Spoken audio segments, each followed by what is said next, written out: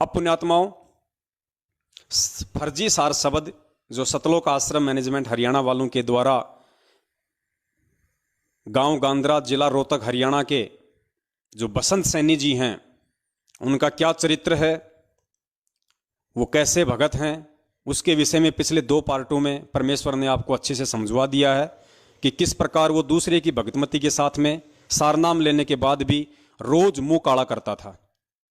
ऐसा व्यक्ति आपको सार शब्द दे रहा है, मतलब दे रहा है, आप इस चीज को ध्यान रखना, दे रहा है, या जो भी उसकी विधि है, जैसा भी इन्होंने अपनी विधि नोट कर रखी है, वो आप लोगों को बता रहा है।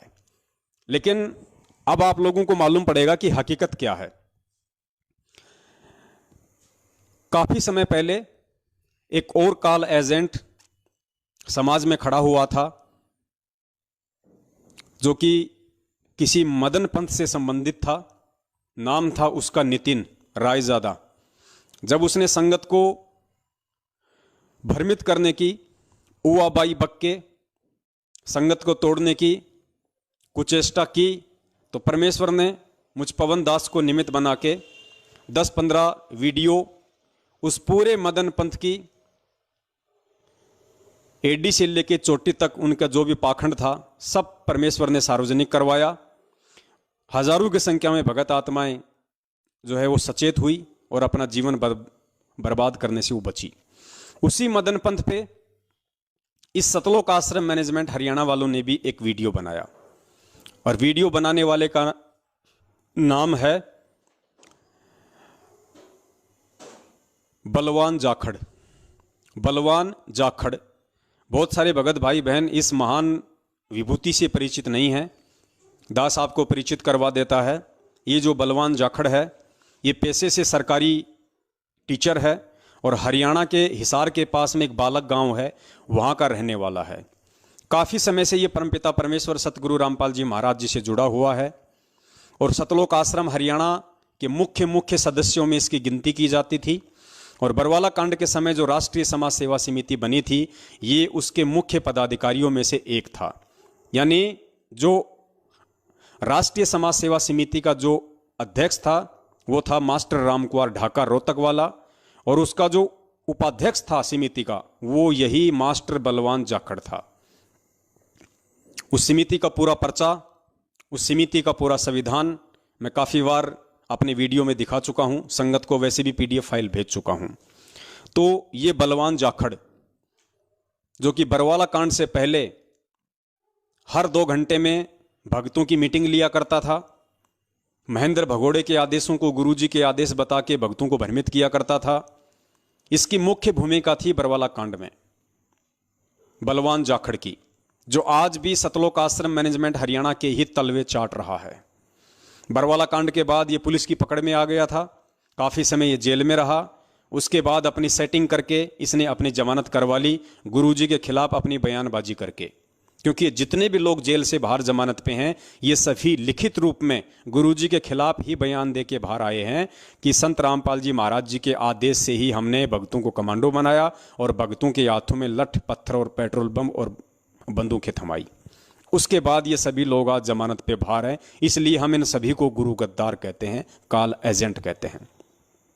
तो इस मास्टर बलवान जाखड़ ने मदन पंथ के खिलाफ एक वीडियो बनाया था सार शब्द को लेके, कि वास्तव में सार शब्द क्या है। तो पुण्यात्माओं, जब आप इसका एक छोटा सा वीडियो सुनेंगे, लगभग 4 या 5 मिनट का है, तो आप लोगों को अच्छे से समझ में आ जाएगा कि ये सतलोक आश्रम मैनेजमेंट हरियाणा कितना दोगला है, ये लोग कितने महाअज्ञानी हैं, कितने महामूर्ख हैं, कितने मंद बुद्धि हैं। ये अपने आप में सियाने बनने की कोशिश करते हैं, लेकिन इनको 2 कौड़ी का ज्ञान नहीं है। यानी यही बलवान जाखड़ उसी बसंत सैनी के साथ में है। यानी इसमें कोई बड़ी बात नहीं है कि महेंद्र भोगड़ा अगर इस बलवान जाखड़ को भी ये सार शब्द संगत को दान करने का आदेश देता तो ये भी देता, लेकिन उसने बसंत सैनी को आदेश दे दिया, तो बसंत सैनी वो कुक्रम कर रहा है। तो चाहे बसंत सैनी समझो, चाहे बलवान जाखड़ समझो, चाहे महेंद्र भगोड़ा समझो, ये सब एक ही थाली के चट्टे बट्टे हैं। तो बसंत सैनी क्या कर रहा है? संगत को सार शब्द दे रहा है, वर्तमान में पृथ्वी लोक पे सार शब्द दान कर रहा है। और महेंद्र का ये दूसरा हाथ मास्टर बलवान जाखड़ क्या कह रहा है सार शब्द को लेके, जरा इसके विचार सुनिए। आपको मालूम पड़ेगा कि वास्तव में हम भक्तों को तो इन्होंने भेड़ बकरी से भी गई गुजरी श्रेणी का समझ रखा है कि हमें चाहे गोबर को शहद बना के खिला दो, चाहे गोबर को गुड़ बना के खिला दो, चाहे गोबर को गोबर बना के खिला दो। मतलब इनको ये है कि अगर हम मैनेजमेंट वालों ने ये कह दिया कि भाई गुरुजी का आदेश है और ये गोबर खाओ, ये गोबर नहीं ये गुलगुले हैं, तो संगत खा लेगी। इनको इतना विश्वास है संगत की मूर्खता के ऊपर, संगत की अज्ञानता के ऊपर, संगत की मंद बुद्धिता के ऊपर। तो देखिए बलवान जाखड़ जी सार शब्द के विषय में क्या कह रहे हैं कि सार शब्द कहां मिलेगा, सार शब्द कहां दिया जाता है, सार शब्द आत्मा को कहां मिलेगा। 11वां द्वार पार करने के बाद में जो सुरती कमल है वहां पे सार शब्द मिलेगा। तो वो तेरा बाप बसंत सैनी कौन सा 11वां द्वार पार करके सुरती कमल में लोगों को सार शब्द दे रहा है, वो तो इसी पृथ्वी लोक पे रोहतक में बैठ के सार शब्द दे रहा है। तो ये दोगलापन क्यों आ रहा है तुम्हारे अंदर इतना? पुण्यात्माओं आप सुनो, दास को समझने की जरूरत नहीं है, ना दास को ये देखने की जरूरत है। जिस प्रकार हमें गुरुजी अपने सत्संगों में एक छोटी सी एक अंधे की कहानी सुनाते हैं कि एक अंधा व्यक्ति था, वो लालटेन लेके चल रहा था रात के अंधेरे में। अंधा व्यक्ति हाथ में लालटेन लेके चल रहा था। सामने से कुछ बच्चे आ रहे थे खेलते खेलते, युवा। उस अंधे व्यक्ति ने उनकी आवाज सुन के दूर से कहा कि भाई बच्चों ध्यान से आना, जरा धीरे धीरे आना, ध्यान रखना, मैं अंधा हूं। तो उन बच्चों ने कहा कि बाबा एक बात बता, जब तू अंधा है तो फिर हाथ में लालटेन क्यों ले रखी है? तो उसने कहा कि बच्चों तुम्हारे लिए, कि कहीं तुम मेरे अंधे व्यक्ति से टकरा के मेरे देह ही ना तोड़ दो। तो पुण्यात्माओं ठीक इसी प्रकार इस पवन दास को ये सबूत, ये एविडेंस, इनके कर्म कुकर्म जानने और देखने की बिल्कुल भी आवश्यकता नहीं है, 1% भी। ना पहले थी, ना आज है, ना आगे कभी होगी। क्योंकि दास ने तो अपने गुरुदेव को ही आधार बना लिया था, अपने गुरुदेव के सत्संगों को ही आधार बना लिया था। और जो व्यक्ति अपने गुरुदेव को ही अपना सर्वस्व मान लेता है, अपना सर्वस्व उनको सौंप देता है, उसके बाद उस व्यक्ति के मन में, दिलो दिमाग में किसी प्रकार की कोई शंका नहीं रह जाती है कि क्या सत्य है और क्या असत्य है। गुरुजी के परिवार, रिश्तेदार, भाई बंधु, जवाई, कोऑर्डिनेटर, इनकी क्या औकात होती है और एक भगत के जीवन में उन लोगों की क्या इमेज होनी चाहिए, क्या उनकी हैसियत होनी चाहिए, ये सारी बातें एक अच्छे भगत को, सच्चे भगत को सब समझ में आ जाती हैं।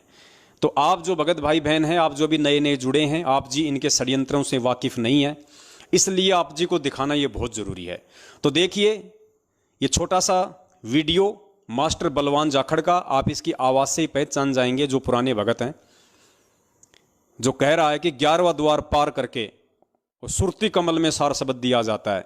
तो 11वां द्वार पार कब होगा? जब ये आत्मा शरीर छोड़ देगी। तो वो जो बसंत सैनी है, जो बलात्कारी है, वो तो खुद ही नहीं मरा, अभी तो खुद ही जिंदा है नालायक। तो वो कौन सा 11वां द्वार पार करके सुरती कमल में भक्तों को सार शब्द दे रहा है? तो पुण्यात्माओं समझ जाना आप लोगों के साथ में कितना बड़ा ड्रामा किया जा रहा है। सुनिए। सत साहेब, दोस्तों आज हम आपके सामने एक ऐसी सच्चाई लेकर, देखा दोस्तों क्या शब्द बोल रहा है पुण्यात्माओं? दोस्तों। पुण्यात्माओं ये दास पिछले 7 वर्षों से परमपिता परमेश्वर की सेवा में लगा हुआ है। इस दास ने भाई बहन, माता, बुजुर्ग, इनके अलावा कोई शब्द यूज नहीं किया। और ये सारनामी व्यक्ति लगभग 15-20 साल से गुरुजी की शरण में है, मैनेजमेंट का मुख्य व्यक्ति है, और क्या कह रहा है? दोस्तों। दोस्तों मतलब पुण्यात्माओं अगर इसकी बेटी की उम्र की कोई अगर लड़की अगर ये इसका वीडियो सुनेगी तो ये दोस्तों शब्द उस लड़की के लिए भी यूज हो रहा है। यदि इसकी माँ इस बलवान जाखड़ के इस वीडियो को सुन रही होगी तो ये अपनी माँ को भी दोस्त कह रहा है। यदि इसकी बहन सुन रही होगी तो ये इसकी बहन का भी दोस्त हो गया। पुण्यात्माओं भक्ति मार्ग में यही तो चीजें मायने रखती हैं। परमात्मा कहते हैं भगत का बोलना, भगत का उठना, भगत का बैठना, भगत का चलना, भगत की दृष्टि जगत से भिन्न हो जानी चाहिए। भाई बहन शब्द कौन सा कम है जो हम दोस्त शब्द का यूज करें?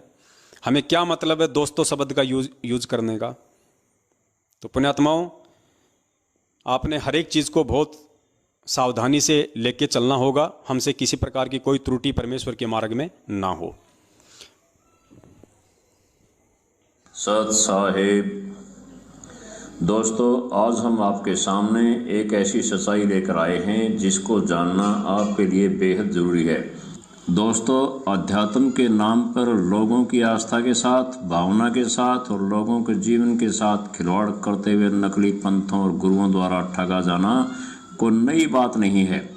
इसी कड़ी में आजकल कबीर साहिब के नाम पर बहुत सारे नकली पंथ चले हुए हैं। अपनी अज्ञानता को अनदेखा करके वह अपने आप को सर्वश्रेष्ठ सिद्ध करने में लगे हुए हैं। इनमें से एक है मदनपति जी का पंथ। इस पंथ से प्रभावित कुछ अज्ञानी लोग जो काल के जाल में फंस चुके हैं, उनके विचार और उनकी अज्ञानता का सतर इतना गिर चुका है कि कबीर साहिब जी की वाणियों के अर्थ का अनर्थ कर भोले श्रद्धालुओं को भ्रमित करने की कुचेष्टा कर रहे हैं। आइए देखिए कबीर साहिब के ज्ञान में और मदनपति जी के ज्ञान में कितना अंतर है। हम इसको पुण्यात्माओं, ये आपको कबीर साहिब जी के ज्ञान से तुलना करके बताएगा कि सार शब्द क्या है और कहाँ दिया जाता है। उसके बाद फिर आप निर्णय करना कि सार शब्द क्या है और रोहतक में फिर कौन दे रहा है। तुलनात्मक तरीके से बताएंगे। मदनपति जी तथा उनके प्रचारक कहते हैं कि सार शब्द 10वें द्वार, जिसे ब्रह्मरंध्र कहते हैं, के ठीक ऊपर शरीर में मिलेगा। कबीर साहिब जी कहते हैं सार शब्द शरीर के बाहर 12वें द्वार के ऊपर सुरती कमल में है। कबीर साहिब क्या कहते हैं ये बलवान जाखड़ जी बता रहे हैं, पवन दास नहीं बता रहा भाई। बलवान जाखड़ कह रहा है कि कबीर साहिब कहते हैं कि सार शब्द शरीर के बाहर सुरती कमल में मिलेगा, यानी शरीर के बाहर मिलेगा सुरती कमल में। तो पुण्यात्माओं, बहुत सोच समझ के जाना, अगर रोहतक में जाओ तो सार शब्द लेने, पहले तो तुम्हारी आत्मा को वो बसंत सैनी शरीर से बाहर निकालेगा खींच के क्योंकि ये खुद कह रहा है कि सार शब्द शरीर से बाहर दिया जाता है सुरती कमल में। तो पहले तो जो व्यक्ति रोहतक में सार शब्द लेने जाएगा, कान खोल के सुन ले। पहले तो वहां पे बैठे हुए मैनेजमेंट के गुंडे हाथों में चाकू, कैंची, हथियार, नट, पेचकस, पिलास लेके, पहले तो जिसको सार शब्द चाहिए उसके शरीर से उसकी आत्मा को बाहर निकाला जाएगा। उसके बाद उस आत्मा से वो सुरती कमल निकाला जाएगा और फिर आप लोगों को सार शब्द दिया जाएगा। और फिर गारंटी नहीं है, क्योंकि इनको केवल अभिमन्यु की तरह चक्रव्यूह के अंदर दाखिल होने का पता है, बाहर निकलने का नहीं पता। ये इनको केवल तुम्हारी आत्मा को किसी भी तरीके से शरीर से बाहर निकालने का पता है, वापस अंदर डालने का इनको ज्ञान नहीं है। ध्यान रख लेना, फिर वहीं गधे कुत्ते बन के घूमते रहोगे सार शब्द लेके भी। तो ध्यान रखना भाई साहब क्या बोल रहे हैं। और आप लोगों के पास ये पॉइंट है, आप इनसे सवाल जवाब कर सकते हो अच्छे से ठोक बजा के कि भैया सार शब्द तो शरीर छोड़ने के बाद मिलता है ना, फिर रोहतक में क्यों दिया जा रहा है? ऊपर शरीर में मिलेगा। कबीर साहिब जी कहते हैं सार शब्द शरीर के बाहर 12वें द्वार के ऊपर सुरती कमल में है। देख लो, इनका ग्रंथ व प्रवक्ता बताता है कि हम सार शब्द को सीधा लिखाएंगे और किसी अक्षर वाले नाम के जाप की जरूरत नहीं है। सार शब्द प्राप्त होने के बाद उसमें सुरती लगानी है, सुरती को सार शब्द से जोड़ना है। ऐसा अभ्यास करने से एक दिन आपको सार शब्द परमात्मा का साक्षात्कार होगा। इसके बाद आपका स्वरूप परमात्मा जैसा हो जाएगा। कबीर साहिब कहते हैं, कबीर साहिब जी क्या कहते हैं ये बता रहा है, आप ध्यान से सुनना। कबीर साहिब कहते हैं कि बिन सतगुरु को भेद बतावे, नाम प्रताप जोग ही आवे, काया तेजो बाहर होई, भाग जीव पावे पुनि सोई, बाहिर को मैं कहब ठिकाना, सुरती कमल सतगुरु निर्वाणा। कबीर सागर ज्ञान सागर पृष्ठ 87। सुरती कमल का बूझ ठिकाना, द्वादश दर पर हमारा स्थाना। सदग्रंथ साहिब पेज 465। सुरती कमल सतगुरु है भाई, जिन अक्षय वृक्ष की राह बताई। सदग्रंथ साहिब पेज 469। इन वाणियों का अर्थ समझने से पहले हमें यह जानना होगा कि सार शब्द को सतगुरु भी कहते हैं, शब्द गुरु भी कहते हैं। क्या कह रहा है पुण्यात्मा? ध्यान से एक एक चीज को ध्यान से सुनना, ये बहुत काम आएंगे आगे वीडियो में समझने के लिए। ये कह रहा है कि सार शब्द को सतगुरु भी कहते हैं, सार शब्द को सतगुरु भी कहते हैं।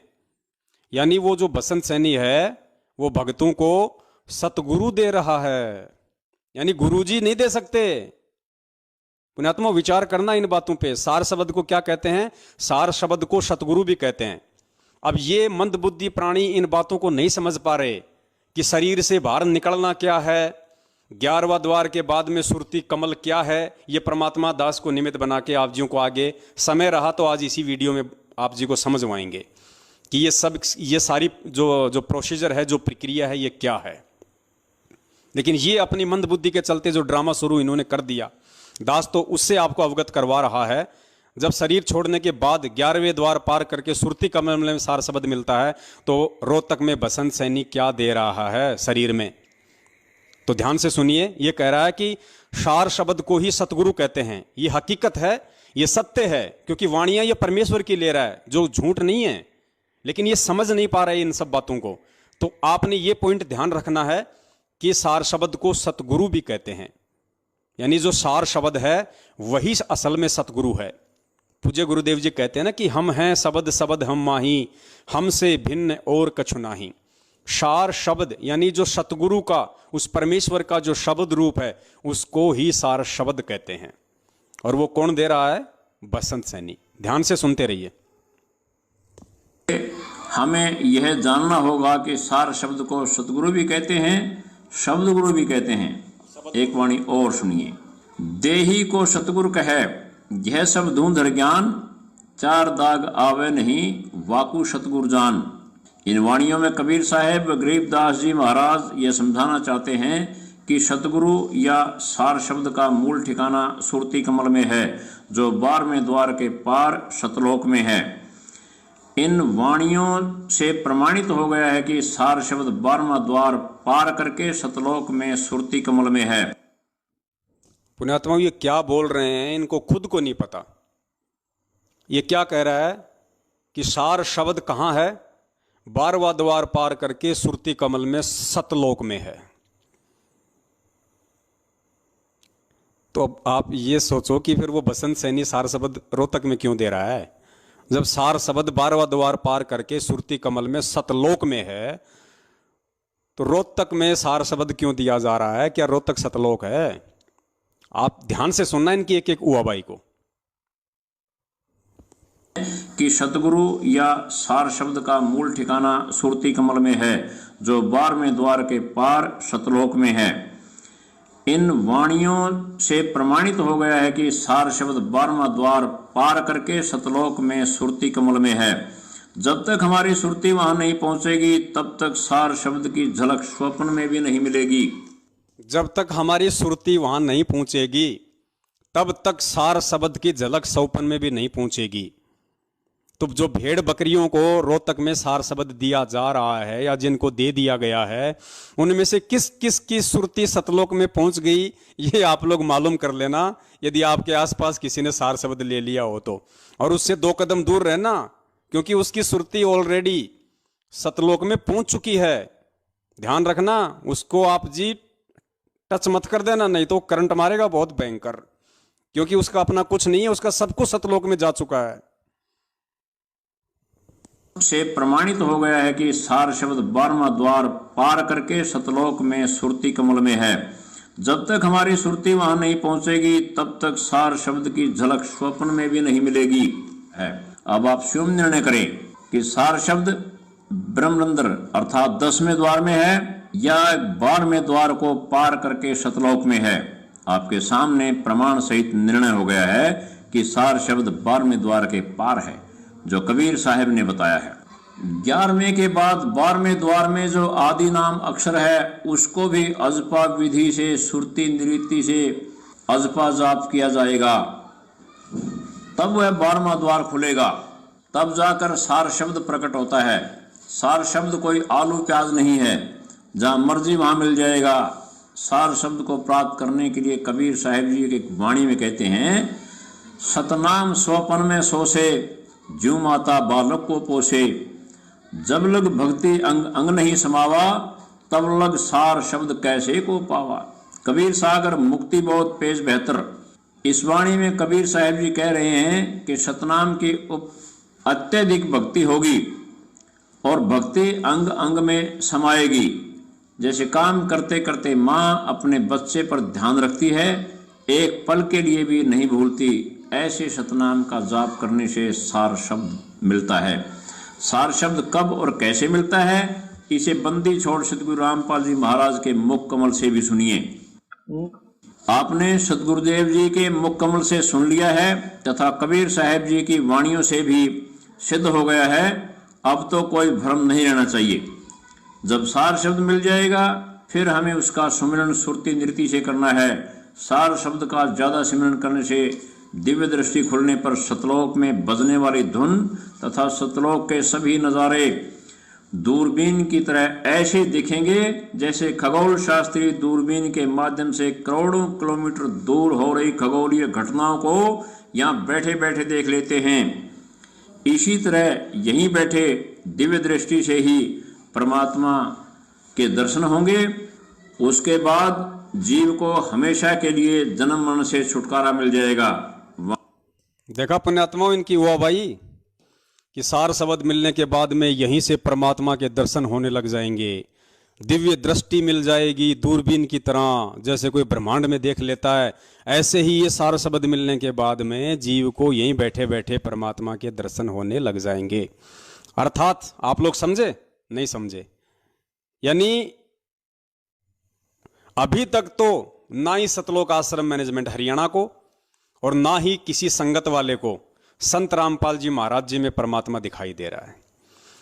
संत रामपाल जी महाराज जी में यानी अपने सतगुरु में इनको परमात्मा नहीं दिखाई दे रहा। ये कह रहे हैं कि परमात्मा तो बैठे बैठे तब दिखाई देगा जब इस सार शब्द मिल जाएगा, फिर दिव्य दृष्टि खुल जाएगी, फिर यहीं बैठे बैठे पृथ्वी लोक पे बैठे बैठे जो कबीर में जो परमात्मा बैठा हुआ है, वहां पे सतलोक में जो कबीर परमात्मा बैठा हुआ है, फिर वो दिखाई देने लग जाएगा। अरे तो नालायको, फिर तुम्हारा गुरु कौन है? फिर तुम्हारा गुरु परमात्मा नहीं है क्या? गुरु जी क्या कह रहे हैं बार बार सत्संगों में कि आपने इस दास को परमात्मा मानना पड़ेगा, आपने इस दास को ही परमात्मा मानना पड़ेगा। अब बताओ, ये इस परमात्मा को छोड़ के और कह रहे हैं कि सार शब्द मिलने के बाद तो फिर हमें परमात्मा के दर्शन होंगे। तो आज से पहले तुम किसके दर्शन कर रहे हो? तो पुण्यात्माओं बताओ, इन लोगों को कैसे सद्बुद्धि आ सकती है? परमात्मा अपनी वाणी में क्या कहते हैं कि कबीरा दर्शन साधु का और मुख पे बसे सुहाग, दर्श उन्हीं को होते हैं जिनके पूर्ण भाग। फिर परमात्मा कहते हैं कि कबीरा दर्शन साधु का, परमात्मा आवे याद और लेखे में वाही घड़ी, बाकी का समय बर्बाद। अरे खुद परमात्मा धरती पे बैठा हुआ है, तुम सबसे बड़ी गलती यही तो कर रहे हो। तुम्हारा तो प्रथम नाम भी काम नहीं करेगा जब तक तुम अपने गुरु में परमेश्वर के दर्शन नहीं करोगे। तो पुण्यात्माओं, वो लोग भी महामूर्ख हैं जो मात्र अपनी दिव्य दृष्टि खुलने के लिए और उस परमात्मा के दर्शन करने के लिए और ये सार शब्द के चक्कर में पड़े हुए हैं। और जहां तक मेरा आइडिया है, इनके इस फर्जी सार शब्द से तो तुम दिव्य दृष्टि तो छोड़ो, तुम्हारी आंखों की दृष्टि और चली जाएगी। नालायकों, तुम कहां दिव्य दृष्टि के चक्करों में पड़े हुए हो। और सुनिए पुण्यात्माओं, इसकी वाह भाई आगे। परमात्मा के दर्शन होंगे, उसके बाद जीव को हमेशा के लिए जन्म मरण से छुटकारा मिल जाएगा। वाणी में कहा है, दिव्य दृष्टि खुली हमारी, सार शब्द से टोया वो, गरीबदास गायत्री लापी, शीश पीठ यम रोया हो। सदग्रंथ साहिब पेज 946। इस वाणी में गरीबदास जी समझा रहे हैं, जब सार शब्द की ज्यादा कमाई हो जाएगी तो सार शब्द के द्वारा हम परमात्मा को प्राप्त कर पाएंगे और काल शीश पीट कर रोता रह जाएगा। तो साथियों, मदनपति पंथ वालों को सार शब्द की परिभाषा का भी पता नहीं, तथा इन्हें सार शब्द की भनक भी नहीं है, ना मिल सकती। ये सार शब्द को शरीर के अंदर 10वें द्वार के ऊपर बता रहे हैं, जबकि कबीर साहिब जी ने 12वें द्वार को पार करके सतलोक में सुरती कमल में सार शब्द बताया है। अपने आत्माओं, इसीलिए गुरुदेव बार बार अपने सत्संगों में कहते हैं कि पंडित और मसालची दोनों सूझे नाही, औरा न करे चांदना रह आप अंधेरे माही। पंडित यानी ज्ञान देने वाला, और मसालची यानी गुरुजी कहते थे कि एक मसाल होती थी पहले के टाइम में, ये टॉर्च वगैरह नहीं होती थी, एक लकड़ी होती थी, लकड़ी के ऊपरी सिरे पे रुई या कोई कपड़ा वगैरह बांध के उसके ऊपर मिट्टी का तेल वगैरह लगा के उसको मतलब आग लगाई जाती थी। और जब कहीं लोग जाया करते थे तो एक आदमी के हाथ में वो मसाल दे के उसको सबसे आगे उसको चलने के लिए कहा करते थे। तो जो सबसे आगे जो मसाल ऊपर करके चलता था उससे पीछे वालों को तो रोशनी हो जाती थी, लेकिन वो खुद हाथ को यूं करके चलता था, यूं, क्योंकि आगे अंधेरा होता था। इसलिए परमात्मा कहते हैं कि पंडित और मसालची दोनों सूझे नाही, औरों को करे चांदना, औरों को तो रोशनी कर रहा है और रह आप अंधेरे माई। तो ये मदन पंथ वालों को तो कह रहा है कि उनको सार शब्द की भनक तक नहीं, उनको सार शब्द की परिभाषा का भी ज्ञान नहीं, और खुद आज ये लोग कौन से घटिया कर्म कर रहे हैं, आज खुद इनको सार शब्द की परिभाषा का कहां से मालूम हो गया बताओ। ये खुद कह रहा है कि सार शब्द शरीर से बाहर 12वें द्वार को पार करके सुरती कमल जो कि सतलोक में है वहां दिया जाएगा। अरे जब सतलोक में ही आत्मा पहुंच जाएगी तो सार शब्द की क्या जरूरत है भाई। सतलोक जाने के लिए तो सार शब्द दिया जाता है, हम सतलोक जाएं, सतलोक जानने के लायक बने, हमारी उतनी भक्ति बने, उसके लिए तो हमें परमात्मा सार नाम देता है, सार शब्द देता है। और ये कह रहा है कि सार शब्द तो सतलोक जानने के बाद मिलेगा। अरे जब सतलोक में ही पहुंच गए तो सार शब्द की क्या जरूरत है भाई। तो पुण्यात्माओं, ये तो इन मंदबुद्धियों की उआबाई है। अब आप देख लेना, आप लोगों के साथ में कितना बड़ा मजाक किया जा रहा है आपके जीवन को बर्बाद करने के लिए। उसके बाद परमपिता परमेश्वर सतगुरु रामपाल जी महाराज जी का एक छोटा सा सत्संग है जिसमें परमात्मा कह रहे हैं कि नाम दान देने का अधिकारी कौन है, नाम कौन दे सकता है। ध्यान से सुनना परमेश्वर के सत्संग को, और उसके बाद विचार करना पुण्यात्माओं कि रोहतक में जो बसंत सैनी सार नाम सार शब्द दे रहा है उसको कहां से अधिकार मिल गया, उसको किसने अधिकार दे दिया। क्या गुरुजी दोगले हैं? क्या आपको लगता है कि आपके पूज्य गुरुदेव दोगली बातें करेंगे, जो एक तरफ तो कह रहे हैं कि इस नाम को केवल स्वयं परमात्मा ही दान कर देता है और अन्य कोई दान करेगा वो सबसे बड़ा काल का एजेंट है, अपना भी जीवन बर्बाद करेगा औरों का भी करेगा। तो इसको बताइए पुण्यात्माओं, ये सार शब्द जो दे रहा है ये बसंत सैनी, ये तो कोई डीवीडी में भी नहीं है। लोग ये सोच लें चलो भाई डीवीडी में भैया गुरुजी बोल रहे हैं, ये तो डीवीडी में भी नहीं है, वो तो खुद बताएगा अपने स्तर पे अपने हिसाब से। तो बताओ ये नाम ध्यान देने का अधिकार इसको किसने दे दिया? क्या गुरुजी कभी दोगली बात करेंगे? ध्यान से सुनना पुण्यात्माओं। वो 3 नाम का जाप है, ओम तत्सत। ओम ब्रह्म का जाप है, तत् ये परब्रह्म का ये सांकेतिक जाप है, और सत्य ये पूर्ण परमात्मा का, ये भी सांकेतिक गुप्त है जो ये दास बता सकता है, और कोई अधिकारी ही नहीं है। मान ले किसी भक्त ने नाम ले लिया और वो कहीं नाम देने लग जाता है तो वो पाप का भागी है, अपराधी है, परमात्मा उसे माफ नहीं करेगा क्योंकि अधिकारी नहीं है वो। जैसे कबीर परमेश्वर आए थे, 64 लाख शिष्य हुए थे उनके, वो स्वयं ही तत्वदर्शी संत और गुरु की भूमिका कर रहे थे, तो उन्होंने किसी को भी अधिकार नहीं दिया था नाम देने का कि तू नाम दे। कोई भी अन्य अधिकारी नहीं बनाया था कि उपदेश देने का, वो स्वयं ही नाम देते थे। तो इसी प्रकार वर्तमान में इस दास के अतिरिक्त कोई भी अगर ये मंत्र देता है वो अपराधी है, परमात्मा का शत्रु है। वो भोली आत्माओं को गुमराह करके नकली पासपोर्ट बना रहा है, डुप्लीकेट, फर्जी। तो ये फर्जी पासपोर्ट फिर बाद में दुख देंगे, सजा भी होगी, यही रह जाओगे, पार नहीं हो पाओगे। तो वो शत्रु है परमात्मा के बच्चों का जो धोखा दे रहा है। ऐसे नकली व्यक्तियों से भी आपने सावधान रहना है। अपने आत्माओं, इस सत्संग से बढ़ के दास अब आपको और क्या प्रमाण दे सकता है, क्योंकि सबसे बड़े जो प्रमाण दाता हैं हमारे पूज्य गुरुदेव जी हैं। और पूज्य गुरुदेव जी ने स्पष्ट कह दिया कि आज तक के भक्ति इतिहास में, चाहे सतयुग हो, चाहे द्वापर हो, त्रेता हो, या चाहे 650 साल पहले का समय हो। परमेश्वर ने उन पहले के युगों में भी स्वयं ही गुरु बन के, तत्वदर्शी संत बन के नाम दिया। किसी को भी नाम दीक्षा देने का थर्ड पर्सन को आदेश नहीं दिया। तो पुण्यात्माओं, आज फिर इस रोहतक वाले बसंत सैनी को किसने आदेश दे दिया? और अगर गुरुदेव ने आदेश दिया है तो वो वीडियो क्यों नहीं पेश करते सामने, जिसमें गुरुदेव ये कहते हुए स्पष्ट रूप से दिखाई दें वीडियो में कि भाई ये जो रोहतक वाला गांव गांद्रा वाला 2009 का बलात्कारी घोषित जो बसंत सैनी है, इसको मैंने ही हिसार जेल से सार शब्द देने का आदेश दिया है, क्योंकि मैं तो बूढ़ा हो गया हूं, अब मेरी तो स्थिति है नहीं नाम देने की, मेरे से तो हिला डुला नहीं जाता है, और मैंने बसंत सैनी को तुम्हारा नया गुरु बना दिया। ऐसा यदि कोई वीडियो हो पुण्यात्माओं तो जरूर हमें दिखाएं, ताकि हम भी वहां पे जाके सार शब्द लें, हम भी अपनी आत्मा का कल्याण करवाएं। अब आगे देखिए, एक छोटे से सत्संग में परमेश्वर ने और कितना स्पष्ट रूप से खोल के बता दिया। मतलब अगर कोई गधा भी अगर इन सत्संग को बार बार सुन ले तो वो गधा भी सतलोक जाने के लिए तैयार हो जाए, लेकिन संगत की आंखों पे पुण्यात्माओं अभी भी अंधता की काली पट्टी बंधी हुई है, और जब तक ये अंधता की काली पट्टी नहीं खोलेगी संगत, तब तक इनका बेड़ा पार नहीं होना है। गुरुदेव यहाँ पे 2 मिनट के सत्संग में पूरा निष्कर्ष दे रहे हैं। हंसा देश वालों के ऊपर एक छोटी सी परमेश्वर ने ज्ञान आधारित टिप्पणी की है।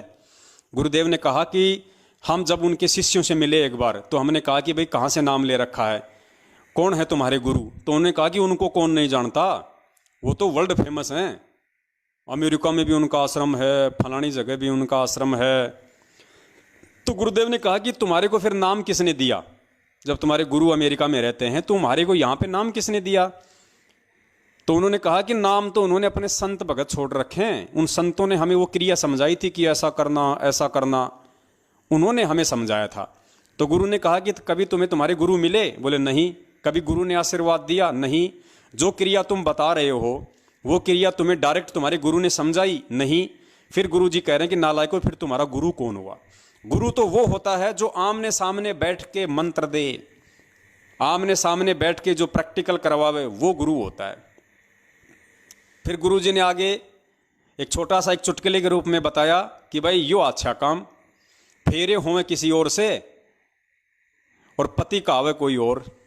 तो ये काम सतलोक आश्रम मैनेजमेंट हरियाणा ने सन 2018 में फर्जी सारनाम भगत समाज को दान करके, और आज 2021 में फर्जी सार शब्द दान करके मनमुखी रूप से इस कहावत को इन्होंने साबित कर दिया है। सुनिए पूज्य गुरुदेव जी के मुख कमल से। अब यहाँ देखना, इन केसेस बहुत आए हमारे पास। अब उन्होंने जब तक तंग वंग होकर, क्योंकि उनके काम सिरे नहीं, सारे दुखी हो गए, जितने भी उनके भूत भी पूजे, प्रेत भी पूजे, श्राद्ध भी निकाले और सारी शास्त्र भी साधना करें। तो मैंने पूछा भी तुम गुरुदेव आपके कौन है? कि उन कौन नहीं जानता उन गुरुदेव को, सारे वर्ल्ड में बोलबाला उनका, विदेशों में भी करोड़ों की संख्या उनके अनुयायी है। तो मैंने कहा आपका नाम लेने का नंबर फिर कैसे पड़ा? कहते हैं गुरुदेव ने नाम नहीं दिया हमारे को तो क्रिया समझाई थी। हम गए थे आश्रम में, इनका यहाँ पर महरौली के अंदर दिल्ली में आश्रम है, बहुत लंबे चौड़े क्षेत्र में बना हुआ है। वहां गए थे तो वहां साधु संत छोड़ रखे महाराज जी ने, उन्होंने हमारे को क्रिया समझाई थी। ऐसे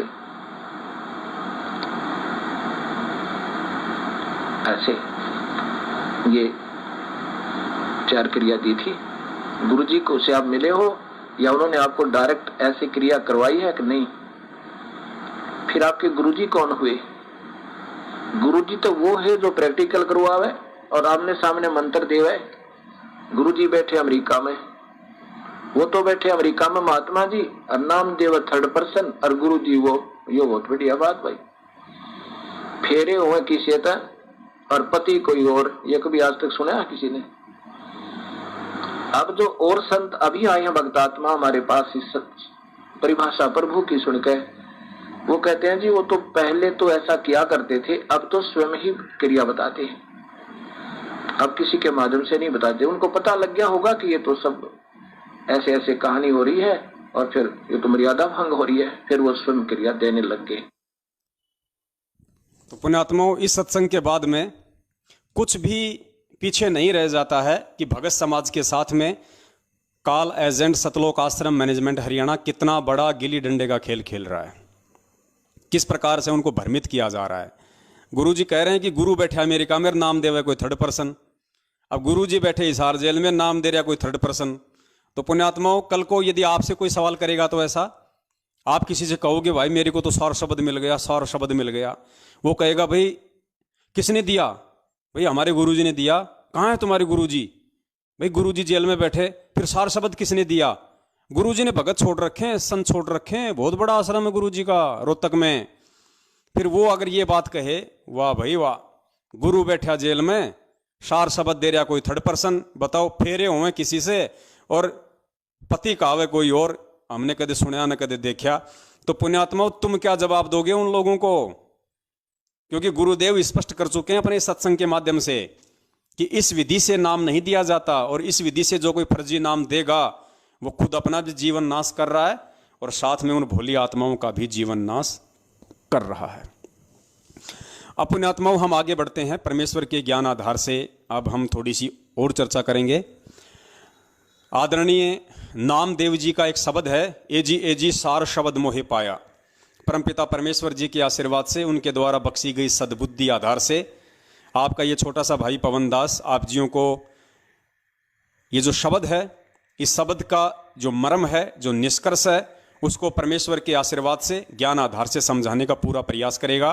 कहीं कोई त्रुटि हो जाए तो दास उसके लिए परमपिता परमेश्वर सतगुरु रामपाल जी महाराज जी से और आप सर्व साध संगत समा प्रार्थी रहेगा। वैसे त्रुटि की कोई गुंजाइश रहेगी नहीं।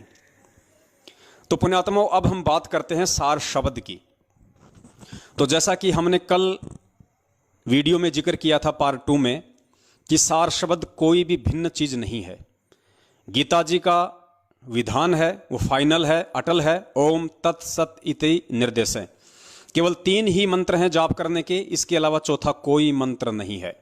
और वो तीसरा मंत्र है सार नाम, जिसको सार शब्द भी कहा जाता है।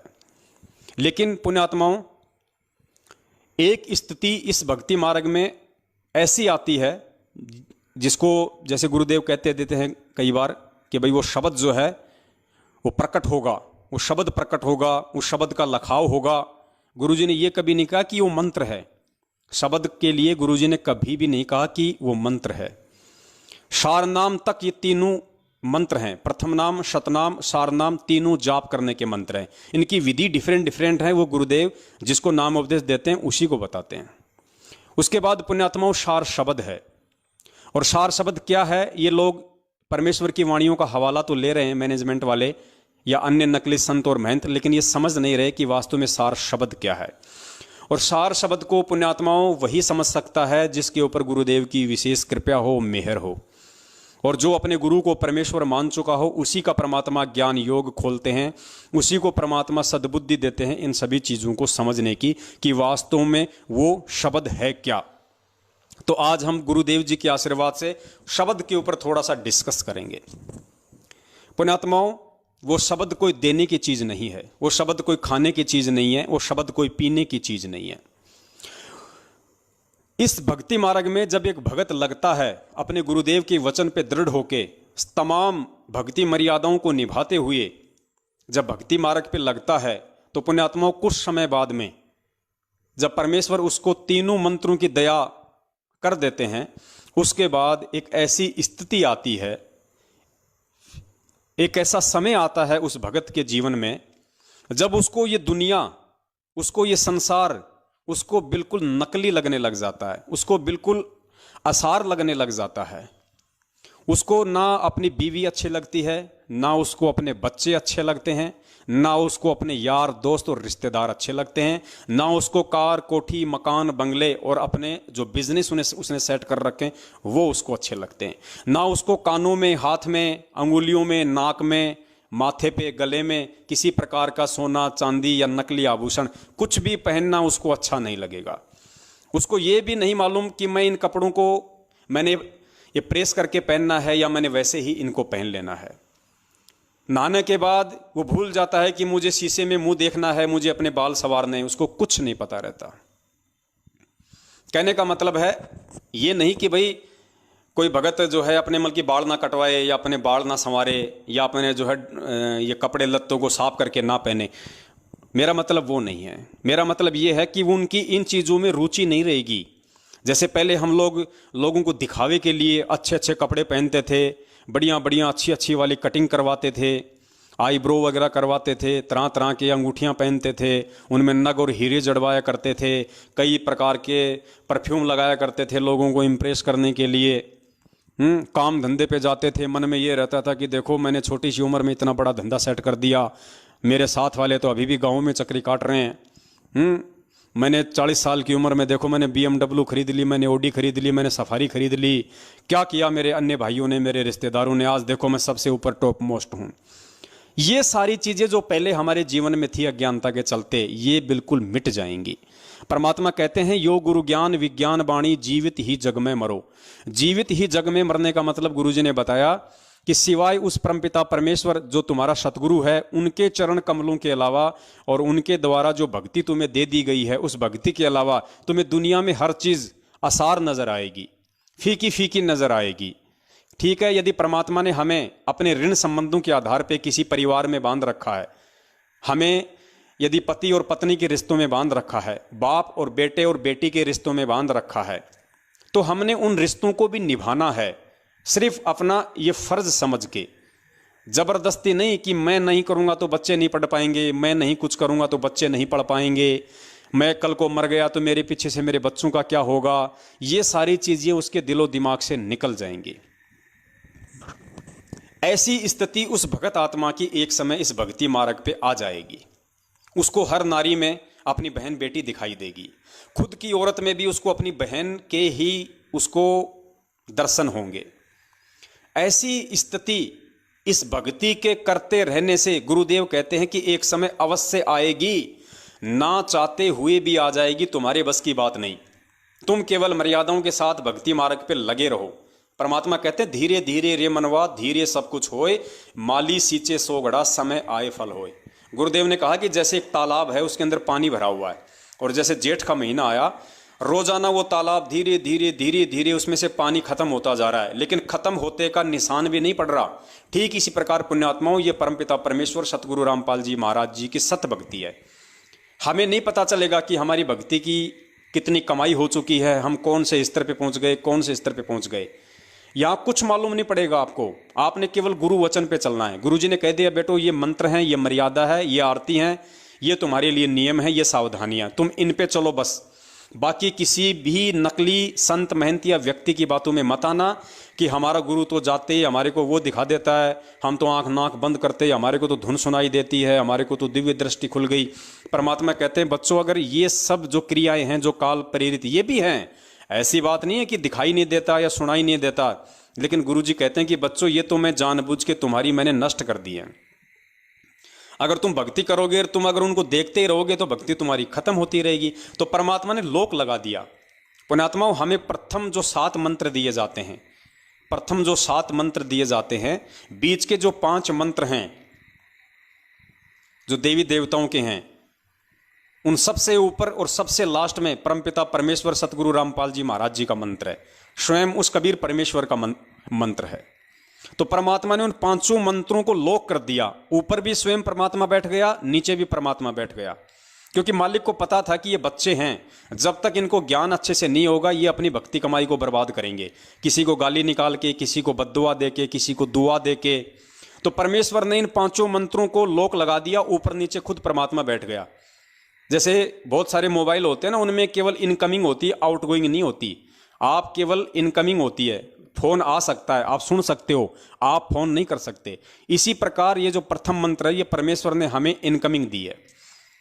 हम जितना इनका जाप करेंगे हमारी भक्ति कमाई जमा होगी, हम इस कमाई को बर्बाद नहीं कर सकते।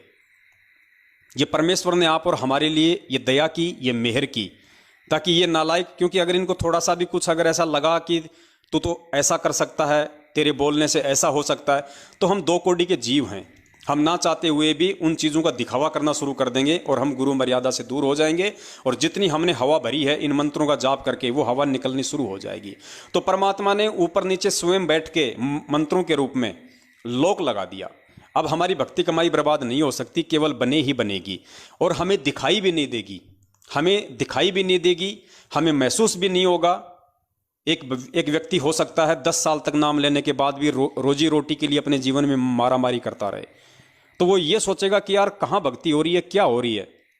लेकिन वो भक्ति उसकी जमा हो रही है सूक्ष्म रूप में, उसको दिखाई नहीं देगी। रोजी रोटी तो उसका पिछला संस्कार है। गुरुजी कहते हैं धन चाहे तो दान कर, मुक्ति चाहे तो नाम। तो पिछले जन्म में जिसने जैसा धन धर्म दान पुण्य किया होगा, आज वैसा ही उसको मिलेगा। लेकिन वर्तमान में यदि वो मर्यादाओं में रहेगा और ज्ञान को समझ चुका होगा, और पिछले जन्म का यदि ऐसा उसका कोई मजबूत दान धर्म वाला संस्कार नहीं होगा, तो वर्तमान में उसके ऊपर दुख तकलीफ संकट तो थोड़े बहुत जरूर आएंगे, लेकिन परमात्मा उसको इतनी बड़ी समस्या नहीं आने देगा, ऐसी भुखमरी की नौबत नहीं आने देगा कि उसको भक्ति छोड़नी पड़े। तो ये मीठा मीठा जो दर्द है ये बना भी रहना चाहिए, और ये बना भी रहेगा। क्योंकि गुरुजी कहते हैं कि एक बार अगर तुम्हें सुख हो गया, तुम सारे दुख भूल जाओगे पीछे के। तो हमें इस भक्ति मार्ग के जो मंत्र हैं जिनकी हम जाप करते हैं, चाहे सतनाम हो चाहे प्रथम मंत्र हो, हालांकि हमें किसी प्रकार से महसूस नहीं हो रहा होगा, लेकिन वो कमाई हमारी एज इट इज जैसे गुरुजी कह रहे हैं उस हिसाब से जमा होती जा रही है। तो एक समय पुण्यात्माओं गुरुजी कहते हैं कि ऐसी स्थिति आ जाएगी कि तुम बिल्कुल अपने आप को बेगाना सा समझने लग जाओगे। तुम्हारी स्थिति उस अलल पक्षी जैसी हो जाएगी जिसको दिमाग में हमेशा ये टेंशन रहती है कि ये मेरा लोक नहीं है, ये मेरा घर परिवार नहीं है, जिनके साथ मैं खेल रहा हूँ, जिन पक्षियों के साथ मैं रह रहा हूँ, या जिस जमीन पे मैं रह रहा हूँ, ये मेरा स्थान नहीं है, ये मेरा घर नहीं है। और जिन पक्षियों के साथ मैं खेल रहा हूँ वो मेरे संगी साथी नहीं है। मेरे माता पिता ऊपर रहते हैं। हमेशा उसको, क्योंकि उसको गॉड गिवन एक कॉमन सेंस होती है, उसको हमेशा ये रहता है कि मुझे यहाँ नहीं रहना और मुझे यहाँ से एक दिन जाना है, जाना है, जाना है। मेरे माता पिता ऊपर हैं और मेरा इंतजार कर रहे हैं। और जब वो उड़ने के लायक हो जाता है, उसके बाद गुरुजी कहते हैं कि वही साथी जिनके साथ वो खेला करता था, 5-5 हाथियों को पंजे में दबा के उड़ जाता है अपने माता पिता का भोजन लेके। तो उस अलल पक्षी जैसी स्थिति भगत की आ जाएगी। ना उसको नरेंद्र मोदी अच्छा लगेगा, ना उसको सोनिया गांधी अच्छी लगेगी, ना उसको ओम प्रकाश चौटाला अच्छा लगेगा, ना वो कांग्रेस का कुत्ता बन के उनका प्रचार करेगा, ना वो कभी बीजेपी का कुत्ता बन के उनका प्रचार करेगा, ना वो किसानों की रैली में जाके बैठेगा, ना वो कांग्रेसियों की रैली में जाके बैठेगा, ना वो किसी गुंडे की सीबीआई जांच के लिए बैठेगा, ना किसी ऐसे लोगों को जा जाके भगतों के दान का चंदा देगा। ऐसी स्थिति भगत की आ जाएगी। और वो स्थिति उसकी आएगी कब? जब वो गुरु का विश्वास पात्र होगा, जब गुरु की उसके ऊपर फुल मेहर होगी, फुल दया होगी, कृपा होगी। और गुरु की मेहर और कृपा उसके ऊपर होगी कब? जब वो ज्ञान को आधार बना के गुरु के चरणों में अपना तन मन धन, अपनी सोच सब कुछ समर्पित कर चुका होगा कि परमेश्वर, इस भवसागर में तेरे अलावा मेरा कोई दूसरा नहीं है। अपने सतगुरु के अलावा वो किसी दूसरे के रूप में भगवान देखेगा ही नहीं कि कौन कबीर है, कौन अक्षर पुरुष है, कौन क्या है। मेरे लिए तो मेरा गुरु ही मेरा इष्ट है, मेरा भगवान है। तमेव परमात्मा कहते हैं ना, तमेव माता च बंधु तमेव, तमेव बंधु च सखा तमेव। ऐसी वाणी है परमात्मा की। सब कुछ, सब किसी के दर्शन वो अपने गुरु में करेगा। तो पुण्यात्माओं, जब जिस जीव की ऐसी स्थिति हो जाएगी, जो जीवित मर चुका होगा गुरु ज्ञान आधार से, अपना सब कुछ अपने गुरुदेव को समर्पित कर चुका होगा, उसका भाव, उसकी श्रद्धा, उसका लगन, और यदि उसका लोभ और लालच और उसका स्वार्थ भी यदि किसी चीज में इस पृथ्वी लोक पे होगा तो अपने गुरु के चरणों में होगा। वो उसका सबसे बड़ा लालच अपना आत्म कल्याण होगा। अगर उसका सबसे बड़ा कोई स्वार्थ होगा तो भी अपना आत्म कल्याण होगा।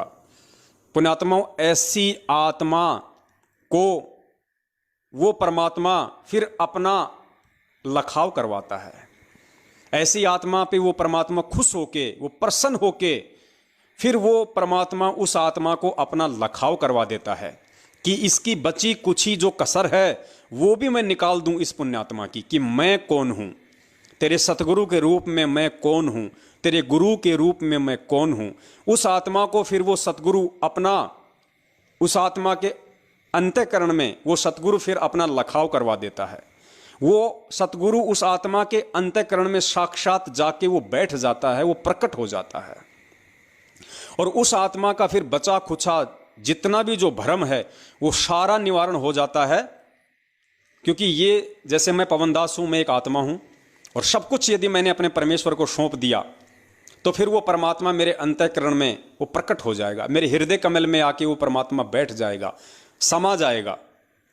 और जब वो परमात्मा अपने वास्तविक उस शब्द रूप में जब मेरे अंदर समा जाएगा, मेरे अंतःकरण में समा जाएगा, तो परमात्मा मेरी दिव्य दृष्टि भी खोल देगा।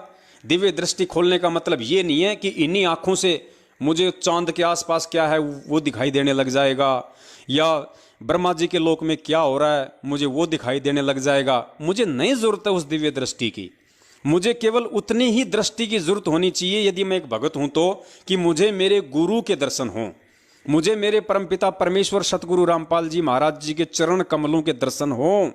चाहे वो हिसार जेल में बैठे हों, चाहे वो सतलोक में बैठे हों, चाहे वो कहीं और बैठे हों।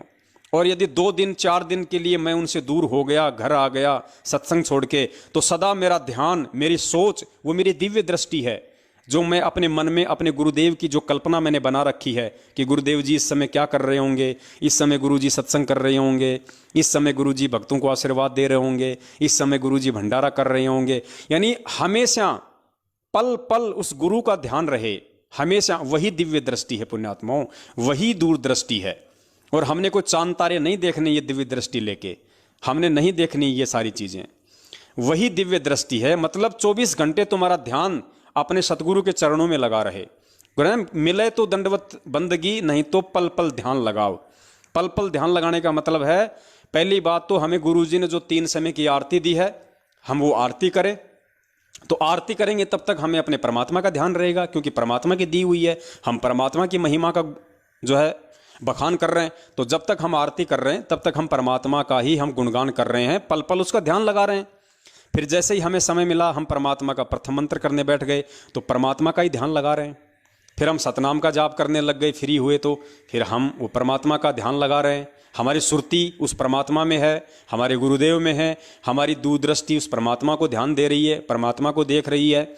फिर कोई भगत भाई बहन मिल गया, हम उससे चर्चा कर रहे हैं, तो हम कोई कांग्रेस बीजेपी तो करते नहीं मैनेजमेंट की तरह, हम तो परमेश्वर की चर्चा करेंगे, आपस में एक दूसरे की जो है हम चर्चा करेंगे, तो वो भी हम उस परमेश्वर के ही आसपास हैं, हमारा ध्यान उस परमेश्वर के साथ जुड़ा हुआ है। फिर किसी भगत हम अगर फ़ोन पे बात करेंगे तो जैसे दास है, दास तो किसी रिश्तेदार से ना बात करता है ना किसी का मेरे पास फ़ोन आता है, मेरे पास तो जिसका भी फ़ोन आता है भगत भाई बहनों का आता है। तो फ़ोन पे भी बात होगी तो परमेश्वर को लेके होगी, मालिक की ज्ञान चर्चा होगी, साध संगति होगी। फिर अगर मैं खाली बैठा हूँ, कुछ नहीं कर रहा, तो मैं परमेश्वर का चिंतन करूँ, पल पल मालिक के प्रति मैं सोचता रहूँ, अपने गुरुदेव के गुणों को मैं सोचता रहूं, अपनी आत्मा को सराहता रहूं कि कितनी बड़ी दया हुई मुझ जैसे नीच पे, 2 कौड़ी के कुकर्मी जीव पे, जो परमेश्वर ने आके मुझे संभाला इस भवसागर से। 8-8.5 अरब की जनसंख्या में परमात्मा ने मुझको पकड़ा, अपनी शरण में लिया। मेरा कितना बड़ा सौभाग्य है। परमेश्वर ने ऐसा क्या देखा मुझ 2 कौड़ी के जीव में जो मुझे अपनी शरण में लिया, मुझे अपना बच्चा बनाया, मुझे अपना भगत बनाया, मुझे अनमोल भक्ति दी उस परमात्मा ने। और अब मुझे वो मौका नहीं चूकना चाहिए, किसी भी तरह से मुझे अब यहाँ से निकलना है। मैं असंख्यों बार लोगों के कहने से डिग चुका हूँ, भ्रमित हो चुका हूँ, अब मुझे बिल्कुल भी वो मौका नहीं देना है, काल की किसी भी चाल में नहीं फंसना है। तुझे भगवान मिल गया, परमात्मा मिल गया, उन्होंने सारे सबूत दे दिए, सारे प्रमाण दे दिए। बाकी इस दुनिया के जितने भी संत हैं और जो ये ग्रंथ हैं, ये केवल हमें भ्रमित करने के लिए हैं, सिवाय उन सदग्रंथों के जिन सदग्रंथों को कबीर परमेश्वर ने भिन्न भिन्न रूपों में आके, भिन्न भिन्न नाम से आके स्वयं ही लिपिबद्ध करवाया है। उन सदग्रंथों के अलावा दुनिया में जितने भी वेद, कुरान, पुराण, बाइबल जो भी हैं, ये सब जीव को भ्रमित करने के लिए हैं, क्योंकि इनमें आधा ज्ञान काल भगवान का है, आधा ज्ञान उस परमेश्वर का है। तो ये बाकी सब हमें भ्रमित करने के लिए हैं। इसलिए परमात्मा कहते हैं कि मालिक की वाणी है कि कथा करो करतार की, सुनो कथा करतार, आन कथा सुनिए नहीं, कहे कबीर विचार। आन कथा यानी किसी दूसरे की कथा कहानी हमने बिल्कुल भी नहीं सुननी। और अगर दूसरे की किसी कथा कहानी से यदि हमें कोई शिक्षा मिल सकती है तो वो शिक्षा भी केवल वही भगत उनमें से ले सकता है। जैसे जो सारस पक्षी होता है, जो हंस होता है, गुरुदेव ने बताया कि उसको गॉड गिवन एक ऐसा होता है, उसको एक पात्र के अंदर 1 किलो दूध और 1 किलो पानी दोनों को मिक्स कर दो अच्छे से, और वो पात्र उसके सामने रख दो। वो जो हंस पक्षी है उसमें चोंच डाल के दूध पी लेगा, पानी छोड़ देगा। उसको परमेश्वर ने वो कॉमन सेंस दी है, परमेश्वर ने उसको ऐसा गॉड गिफ्ट दिया हुआ है। तो यदि इन दुनिया भर के सदग्रंथों में, शास्त्रों में भी यदि कोई सार की वस्तु थोड़ी बहुत कोई निकाल सकता है तो केवल वो परमपिता परमेश्वर ही निकाल के दे सकता है, या उस परमपिता परमेश्वर से ज्ञान प्राप्त उसके बच्चे ही निकाल सकते हैं, दूसरा कोई नहीं निकाल सकता।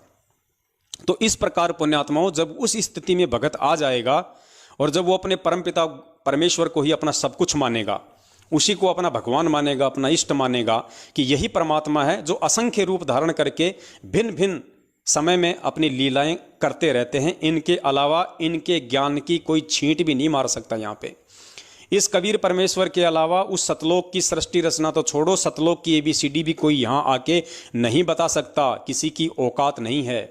ये काल बताने ही नहीं देगा, 2 मिनट में उसको नष्ट कर देगा। लेकिन इतना संघर्ष यदि कोई 27 साल से कर रहा है और बार बार सीना ठोक के टीवी चैनलों पे बता रहा है, सत्संगों पे बता रहा है, लोगों को चैलेंज कर रहा है ज्ञान चर्चा के लिए, वो कौन हो सकता है? इस 21 ब्रह्मांड के किसी 2 कौड़ी के माँ के गर्भ से आए हुए जीव की औकात नहीं है।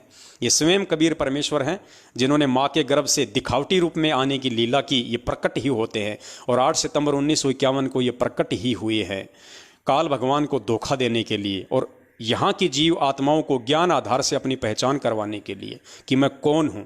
तो पुण्यात्माओं, ऐसी स्थिति में जब वो भगत पहुँच जाएगा तो फिर वो भगत आत्माएं अपने गुरु को परमेश्वर मान के फिर वो उनका जन्मदिन नहीं मनाएंगी, वो ऐसी महागलती अपने जीवन में नहीं करेंगी जिससे उनका गुरु रुष्ट हो, नाराज हो, उनके गुरु को किसी दूसरे के सामने लज्जित होना पड़े कि आपके द्वारा इतना ज्ञान दिए जाने के बावजूद भी आपने अपने आप को परमात्मा साबित करने में पिछले 27 वर्षों में कहीं कोई कमी नहीं छोड़ी। उसके बाद भी देखो, ये आपके बच्चे आपको मानुष समझ के माँ के गर्भ से जेर में लिपटा हुआ आया हुआ जान के अपनी तरह आपका जन्मदिन मना रहे हैं, आपको लज्जित कर रहे हैं। वो भगत फिर उस परमपिता परमेश्वर का प्रकट दिवस ही मनाएगा। और प्रकट दिवस पुण्यात्मा वही आत्मा मनाने की हिम्मत कर सकती है, वही भगत आत्मा प्रकट दिवस मना सकती है जो वास्तव में जिसकी दिव्य दृष्टि खुल चुकी है, जिसकी दिव्य दृष्टि खुल चुकी है, जिसके हृदय में परमात्मा प्रकट हो चुके हैं, जिसके हृदय में साक्षात वो कबीर परमेश्वर जो वर्तमान में सतगुरु रामपाल जी महाराज जी के स्वरूप में प्रकट हैं, जो बैठ चुके हैं। फिर वो परमात्मा ही उस आत्मा को चलाएगा, वो परमात्मा ही उस आत्मा का अपने रिमोट से संचालन करेगा, वही उसको सत प्रेरणा करेगा, वही उसको आगे बढ़ने की उसको प्रेरणा देगा, और कोई नहीं दे सकता इस 21 ब्रह्मांड में। तो पुण्यात्माओं, ऐसी आत्मा का सब कुछ खुल जाता है, उसका ब्रह्मरंध्र भी खुल जाता है, उसकी दिव्य दृष्टि भी खुल जाती है, उसकी दूरदृष्टि भी खुल जाती है, क्योंकि उसने उस परमेश्वर का लखाव कर लिया। और वो परमात्मा, वो शब्द स्वरूपी राम, वो शब्द रूपी साहेब, वो शब्द गुरु उसके अंतःकरण में आके बैठ चुका है, वो प्रकट हो चुका है। और उसने उस भगत को ये लखाव करवा दिया, उसको ये दर्शाव करवा दिया। दर्शाव करवाने का मतलब ये नहीं कि आपको आंखों से दिखाई देगा कि यहां बैठे हैं गुरुजी, नहीं, मतलब आपको विश्वास हो जाएगा। ये विश्वास करना ही कि मेरा गुरु ही परमात्मा है, पुण्यात्मा वही असली सार शब्द है। उसी को कहते हैं सार शब्द का प्रकट करवाना, यानी गुरु आपको यह प्रकट करवाएगा कि मैं ही वो शब्द स्वरूपी कबीर साहिब हूं, मैं ही तेरा शब्द गुरु हूं, और मुझे तू देही में मत देख, मुझे तो शरीर में बंधा हुआ मत देख। ये शरीर तो मैंने केवल इसलिए धारण किया है ताकि मैं तुम्हें ज्ञान समझा सकूं। अगर मैं शरीर धारण करके नहीं आता तो ना तुम मुझे देख पाते, ना तुम मुझे सुन पाते, तो कहां से तुम ये ज्ञान ग्रहण करते, कहां से तुम्हें इतनी जानकारी होती। तो देही तो परमात्मा केवल हम जीव आत्माओं को ज्ञान समझाने के लिए धारण करता है, अन्यथा इस परमात्मा को शरीर धारण करने की कोई आवश्यकता नहीं है। परमात्मा कहते हैं कि देही को सतगुरु कहे, यो तो धुंधर ज्ञान, 4 दाग आवे नहीं, वाको सतगुरु जान। यदि कोई भगत अपने गुरु को अपने जैसा देही में आया हुआ समझेगा, अपने जैसा मानुष समझेगा, अपने जैसे माँ के गर्भ से आया हुआ समझेगा, परमात्मा कहते हैं उस नालायक को तो कुछ भी ज्ञान नहीं है, उसका तो मतलब पूरा का पूरा ज्ञान उसका धुंधर है, थोथा है।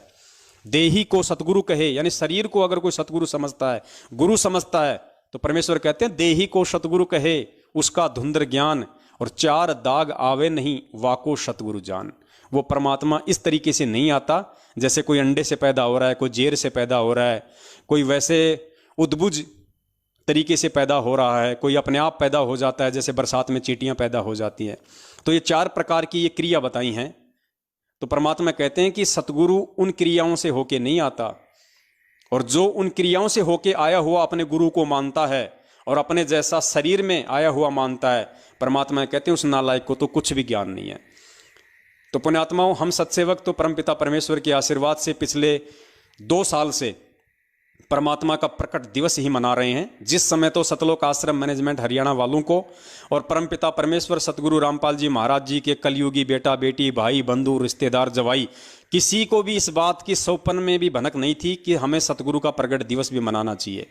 ऐसे समय में परमात्मा ने अपने सत्सेवक बच्चों को निमित्त बना के सन 2019 में सबसे पहले मेरठ में प्रकट दिवस मनाया। फिर 1 साल बाद मेरठ से दास वहाँ से हट गया था किसी कारणवश, फिर दास शिमला आ गया। 2020 में परमात्मा ने शिमला में प्रकट दिवस मनाया और परमेश्वर की सभी आत्माओं ने अपने अपने घरों में परमात्मा का प्रकट दिवस मनाया और कबीर जी की फोटो का प्रकट दिवस मनाना छोड़ दिया। अब 2021 चल रही है और 2-2.5 महीने बाद में 8 सितंबर आ रहा है। हमारे लिए इस सृष्टि का सबसे पावन दिन आ रहा है। 8 सितंबर हमारे परमेश्वर का प्रकट दिवस, हमारे वक्त गुरु का प्रकट दिवस, वो हमारे लिए दुनिया का सबसे पावन दिन होगा।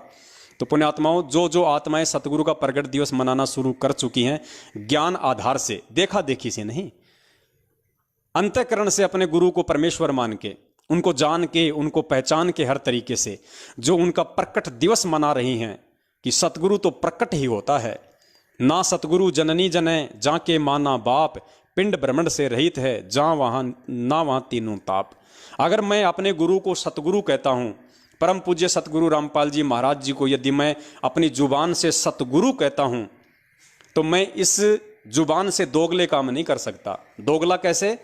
अगर सतगुरु कह रहा हूँ तो सतगुरु को माँ के गर्भ से आया हुआ नहीं मान सकता, क्योंकि वाणी अमर है, वाणी अटल है, वाणी झूठी नहीं है। परमेश्वर की वाणी क्या कह रही है? ना सतगुरु जननी जनै और जाके माना बाप, पिंड ब्रह्मंड से रहित है ना वहाँ तीनों ताप। तो मेरा सतगुरु माँ के गर्भ से नहीं आया, वो प्रकट हुआ है। अब वो कैसे प्रकट हुआ है, वो केवल एक ज्ञान आधारी भगत ही जान सकता है। वही इस रहस्य को, इस मर्म को पहचान सकता है। अन्य भगत भाई बहन नहीं समझ सकते, भले ही वो भी सतगुरु की शरण में है। तो पुण्यात्माओं, उसके बाद वो परमात्मा उस आत्मा को अपना लखाव करवा देता है, अर्थात उस आत्मा को ये महसूस हो जाता है, उस आत्मा को इन खुली आंखों से ये दिखाई देने लग जाता है कि सामने जो देही रूप में संत रामपाल जी महाराज जी के रूप में जो आज हिसार जेल में बैठे हैं या किसी आश्रम में बैठे हैं, ये कौन हैं, असल में कौन हैं? ये मेरे पूज्य परमेश्वर कबीर साहिब हैं, जो मानव शरीर धारण करके मात्र मेरा मार्गदर्शन करने के लिए आए हैं। मुझ भूले हुए, मुझ भटके हुए प्राणी को अपना वास्तविक लखाव कराने आए हैं, दर्शन करवाने आए हैं, मुझे विश्वास दिलाने आए हैं कि बेटा, मैं कबीर परमेश्वर संत रामपाल जी महाराज जी के रूप में इस पृथ्वी पे प्रकट हो चुका हूं और तुझे नाम दीक्षा देके मैं तुझे अपना बेटा बना चुका हूं। और बेटा, अब तू ये भक्ति यदि मर्यादा में रह के करेगा, मेरे अलावा किसी अन्य में कोई आस्था नहीं रखेगा, अनन्य भक्ति करेगा, केवल एक में आस्था रख के भक्ति करेगा, यदि तू अंतिम श्वास तक मेरी पतिव्रता औरत बन के रहेगी, मेरी पतिव्रता आत्मा बन के रहेगी, तो बेटा मैं सदा तेरे साथ में रहूंगा, तेरे अंतःकरण में रहूंगा, तेरे शब्द रूप के रूप में 24 घंटे तेरे आसपास रहूंगा। और जहां मेरी जरूरत पड़ जाएगी देह धारण करने की, बेटा मैं वहां पे देही भी धारण कर लूंगा।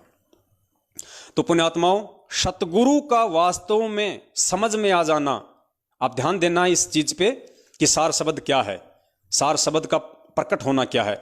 सतगुरु का असल रूप समझ में आ जाना, सतगुरु की वास्तविकता समझ में आ जाना ही सार शब्द की प्राप्ति है। और जो सतगुरु के वास्तविक रूप को समझ जाएगा, वो सतगुरु का प्रकट दिवस मनाना शुरू कर देगा। वो फिर इस गंदी राजनीति से अपना पैर वापस खींच लेगा।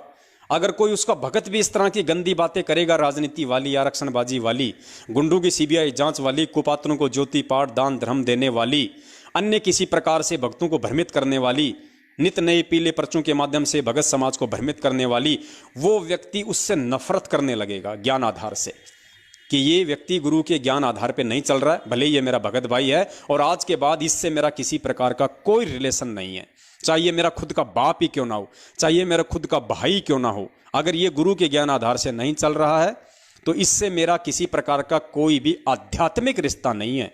सांसारिक रिश्ता हो सकता है, आप उसके भाई हो या वो आपका बाप है जो गुरु ज्ञान के विरुद्ध चल रहा है, तो आपने उससे आध्यात्मिक रिश्ता नहीं रखना। सांसारिक रिश्ते आपके लाख हैं, आप ये रखिए, मिलजुल के अपना काम कीजिए, लेकिन आध्यात्मिक रिश्ता ऐसे व्यक्ति से नहीं होना चाहिए। तो पुण्यात्माओं, ये है असल में सार शब्द। अब आगे हम चलते हैं, अब हमें समझ में आएगा पुण्यात्माओं, आगे ये शब्द है एजी सार शब्द मोहे पाया, नामदेव जी का है। और ये नामदेव जी ने जो ये भजन गाया, जब उनको परमात्मा ने सार शब्द दे दिया, उनको लखाव करवा दिया, तो उस समय नामदेव जी इसी पृथ्वी लोक पे थे, और उन्होंने इसी पृथ्वी पे जब उनके पैर थे वो मौजूद थे, उसी समय उन्होंने ये भजन गाया था। तो इस बसंत सैनी से पूछो कि तुम लोग कह रहे हो कि सार शब्द तो शरीर से बाहर 12वां कमल पार करके सतलोक में मिलेगा, तो नामदेव जी को इस पृथ्वी लोक पे क्यों मिल गया वो सार शब्द? जो सार शब्द मिलने के बाद वो इतने खुश हुए, वो प्रसन्न हुए, वो पहचान गए कि साक्षात मेरे गुरु के रूप में कौन है। उसके बाद उन्होंने उस खुशी में झूमते हुए वो वाणी गाई, वो शब्द गाया परमात्मा का। तो अब हम सतगुरुदेव जी के आशीर्वाद से, उनकी सत प्रेरणा से, उनकी मेहरबानी से अब हम आदरणीय नामदेव जी के इस शब्द को समझने का हम प्रयास करेंगे, और पूज्य गुरुदेव जी से प्रार्थना करते हैं कि हे परमेश्वर, यदि हम 2 कोटि के तुच्छ मंद बुद्धि महाअज्ञानी जीवों से यदि किसी भी प्रकार की कोई भी त्रुटि इस शब्द को समझने में या समझाने में हो जाए, तो परमेश्वर हम नीचों को क्षमा करना मालिक।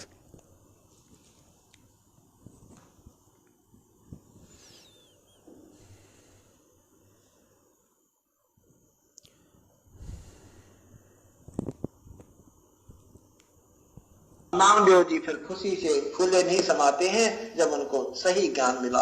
एजी साधो सारे शब्द मोहे पाया, कलह कल्पना मन की मिट गई अब और न कर्म नसाया। एजी साधो सारे शब्द मोहे पाया, रूप नरेक। यहां नामदेव जी क्या कह रहे हैं?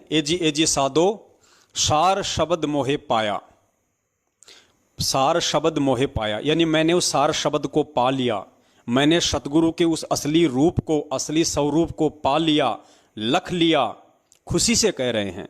फिर आगे क्या कह रहे हैं?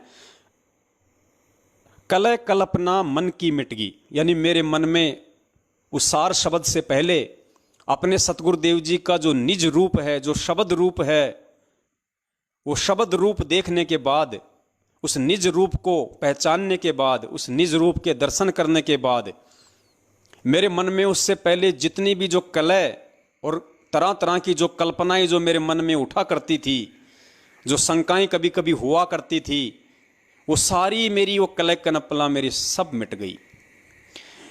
या भय और कर्म नसाया, मेरे मन में किसी भी प्रकार का अब कोई भय नहीं रहा, किसी प्रकार की कोई संशय नहीं रही कि मेरे मोक्ष में कहीं भी कोई त्रुटि है।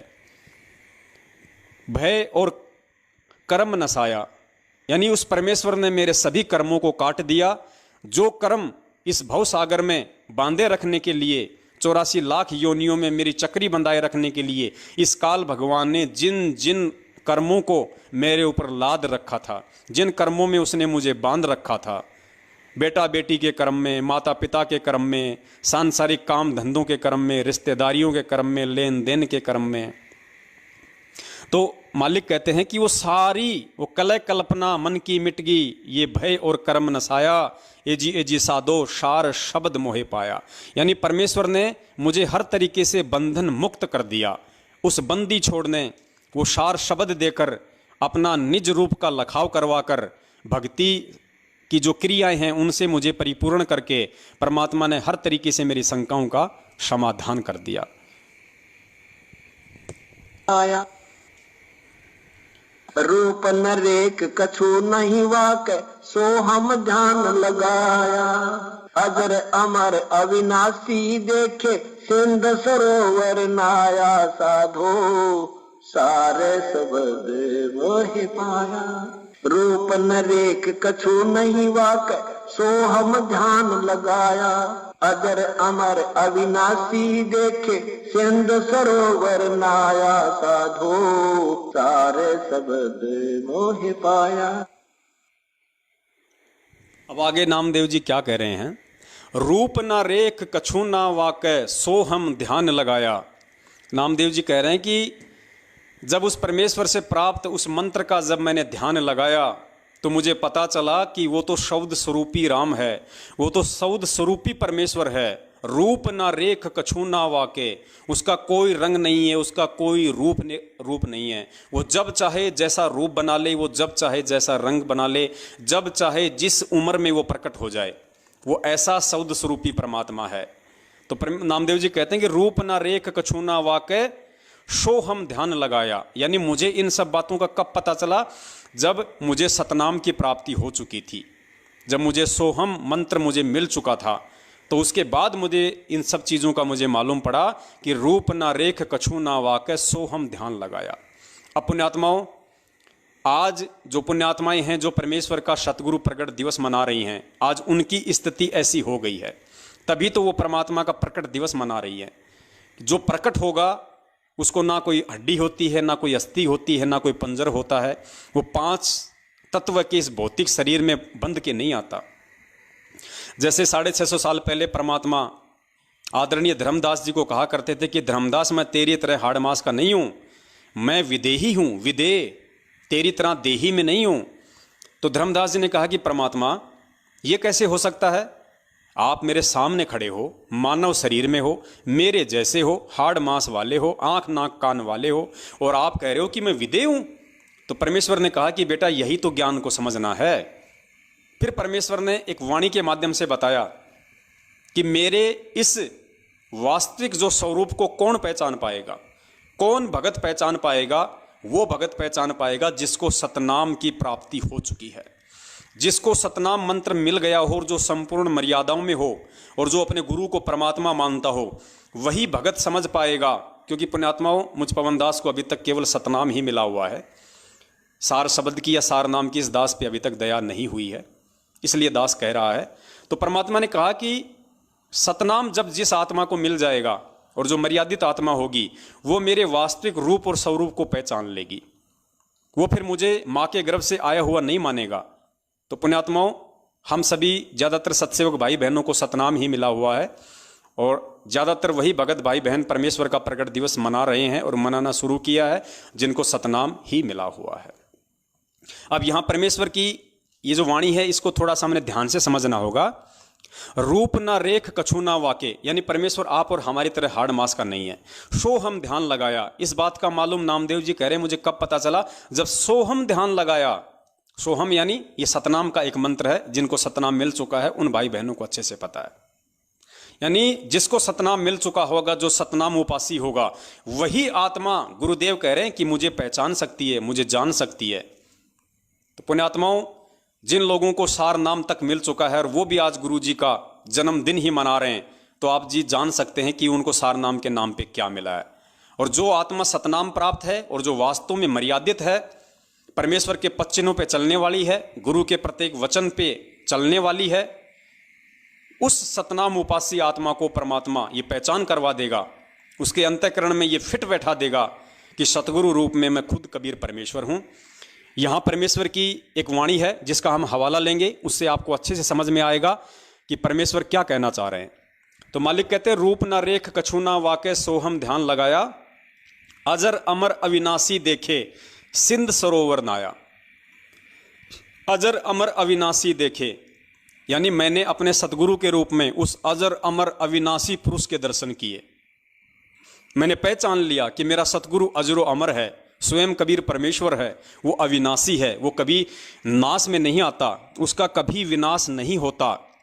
सिंध सरोवर नहाया, सिंध सरोवर नहाया का मतलब यहां हमें पूज्य गुरुदेव जी बताते हैं कि जब ये आत्मा शरीर छोड़ के ऊपर जाएगी, त्रिकुटी पार करेगी, तो आगे एक मानसरोवर में परमात्मा इस आत्मा को नहलाते हैं, और इस आत्मा का जो बचा खुचा जो पाप होता है, जो मैल कर्म, जो मैल होता है मन में या अंतःकरण में, अगर थोड़ा सा भी कहीं कोई दोष होता है, तो उस मानसरोवर में जब परमात्मा इस आत्मा को नहलाते हैं, तो उसका बचा खुचा सारा मैल वहां पे निकल जाता है। तो नामदेव जी कहते हैं कि अजर अमर अविनाशी देखे सिंध सरोवर नाया। मैंने तो जब से उस परमेश्वर के दर्शन किए हैं, शब्द रूपी अपने सतगुरुदेव जी को मैंने समझा है, उन्हें अविनाशी माना है, अजरो अमर माना है, तो कहते हैं मेरे तो सारे मैल उस तरह से निकल गए जैसे मानो मैं तो सिंध सरोवर में नहा चुका हूं, मैं तो मानसरोवर में डुबकी लगा चुका हूं, क्योंकि मानसरोवर में डुबकी लगाते सारा मैल निकल जाता है। तो नामदेव जी कह रहे हैं कि मेरे तो मन का सारा मैल ही निकल चुका है, जो मैं अपने परमेश्वर के निज रूप का दर्शन कर चुका हूं।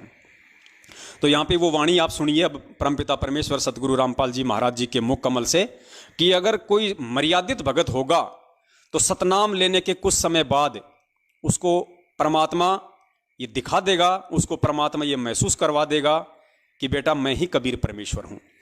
क्योंकि जो सतनाम उपासी हो जाता है उसको अपने गुरु में परमात्मा के दर्शन होने शुरू हो जाते हैं, अगर वो मर्यादित भगत है तो यहां परमेश्वर अपनी एक वाणी का हवाला दे रहे हैं कि हाड़ चाम लहू ना मेरे कोई जाने सतनाम उपासी। यानी गुरुजी कह रहे हैं कि हाड़ चाम लहू ना मेरे, कि मेरा जो शरीर है वो तुम्हारे जैसे हाड़ चाम और लहू और ये गुदा वाला नहीं है। कोई जाने सतनाम उपासी, कौन जानेगा इस बात को? सच्चे नाम का उपासी, सतनाम का जाप करने वाला, तारण तरण अभय पद दाता। फिर गुरु जी अपने तरफ इशारा कर रहे हैं कि मैं हूं कबीर अविनाशी। सुनना पुण्यात्माओं इस वाणी को।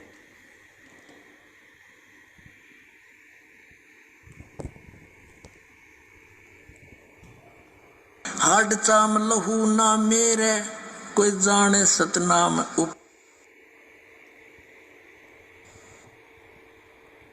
हाड चाम लहू ना मेरे कोई जाने सतनाम उपासी, तारण तरण अभय पद दाता मैं हूं कबीर अविनाशी। एक बार फिर से सुनना पुण्यात्माओं, एक बार फिर से सुनना परमेश्वर की वाणी को। परमात्मा सतनाम उपासी के लिए कह रहे हैं कि हाड़ चाम लहू ना मेरे कोई जाने सतनाम उपासी।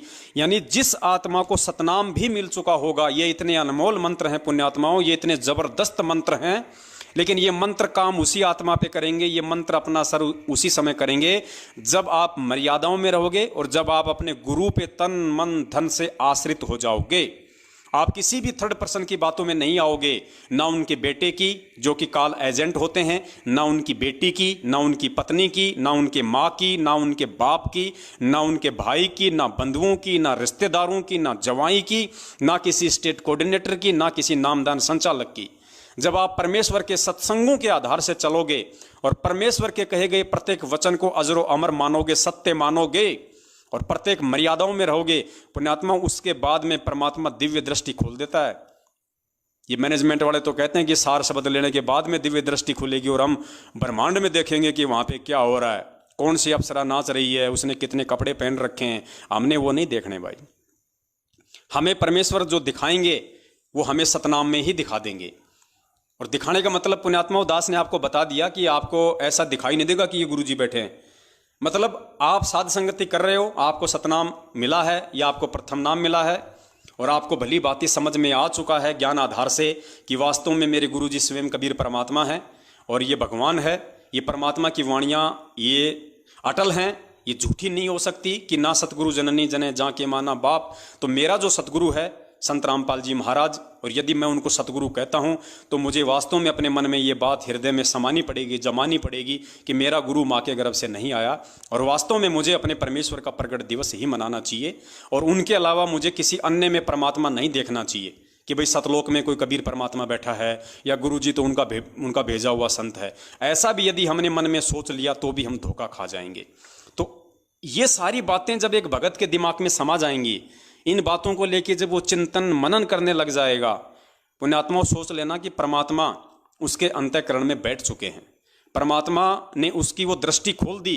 अरे आपकी दिव्य दृष्टि खोली तभी तो आप इतना चिंतन मनन कर पा रहे हो, नहीं तो जिन लोगों को सार नाम तक मिल गया है सीधे सीधे सतगुरु रामपाल जी महाराज जी से, वो भी आज माँ बहनों की गालियां निकाल रहे हैं। आपने प्रथम एपिसोड में देखा गुरु जी का खुद का भाई महेंद्र जो 27 साल से बता रहा मैं भक्ति कर रहा हूं, सार नाम सार शब्द सारे मुझे मिल चुके हैं, और वो कितना बड़ा झूठ बोल रहा है बरवाला कांड में पूरी दुनिया के सामने कि संत रामपाल जी महाराज आश्रम में नहीं है, हमने स्वास्थ्य इलाज के लिए उनको परसों हॉस्पिटल में भेज दिया। अर्थात उस अजरो अमर पंच तत्व भौतिक शरीर से दूर उस अविनाशी परमात्मा को भी इसने बीमार साबित कर दिया कि उनको तो बीमारी के चलते हमने हॉस्पिटल में शिफ्ट कर दिया।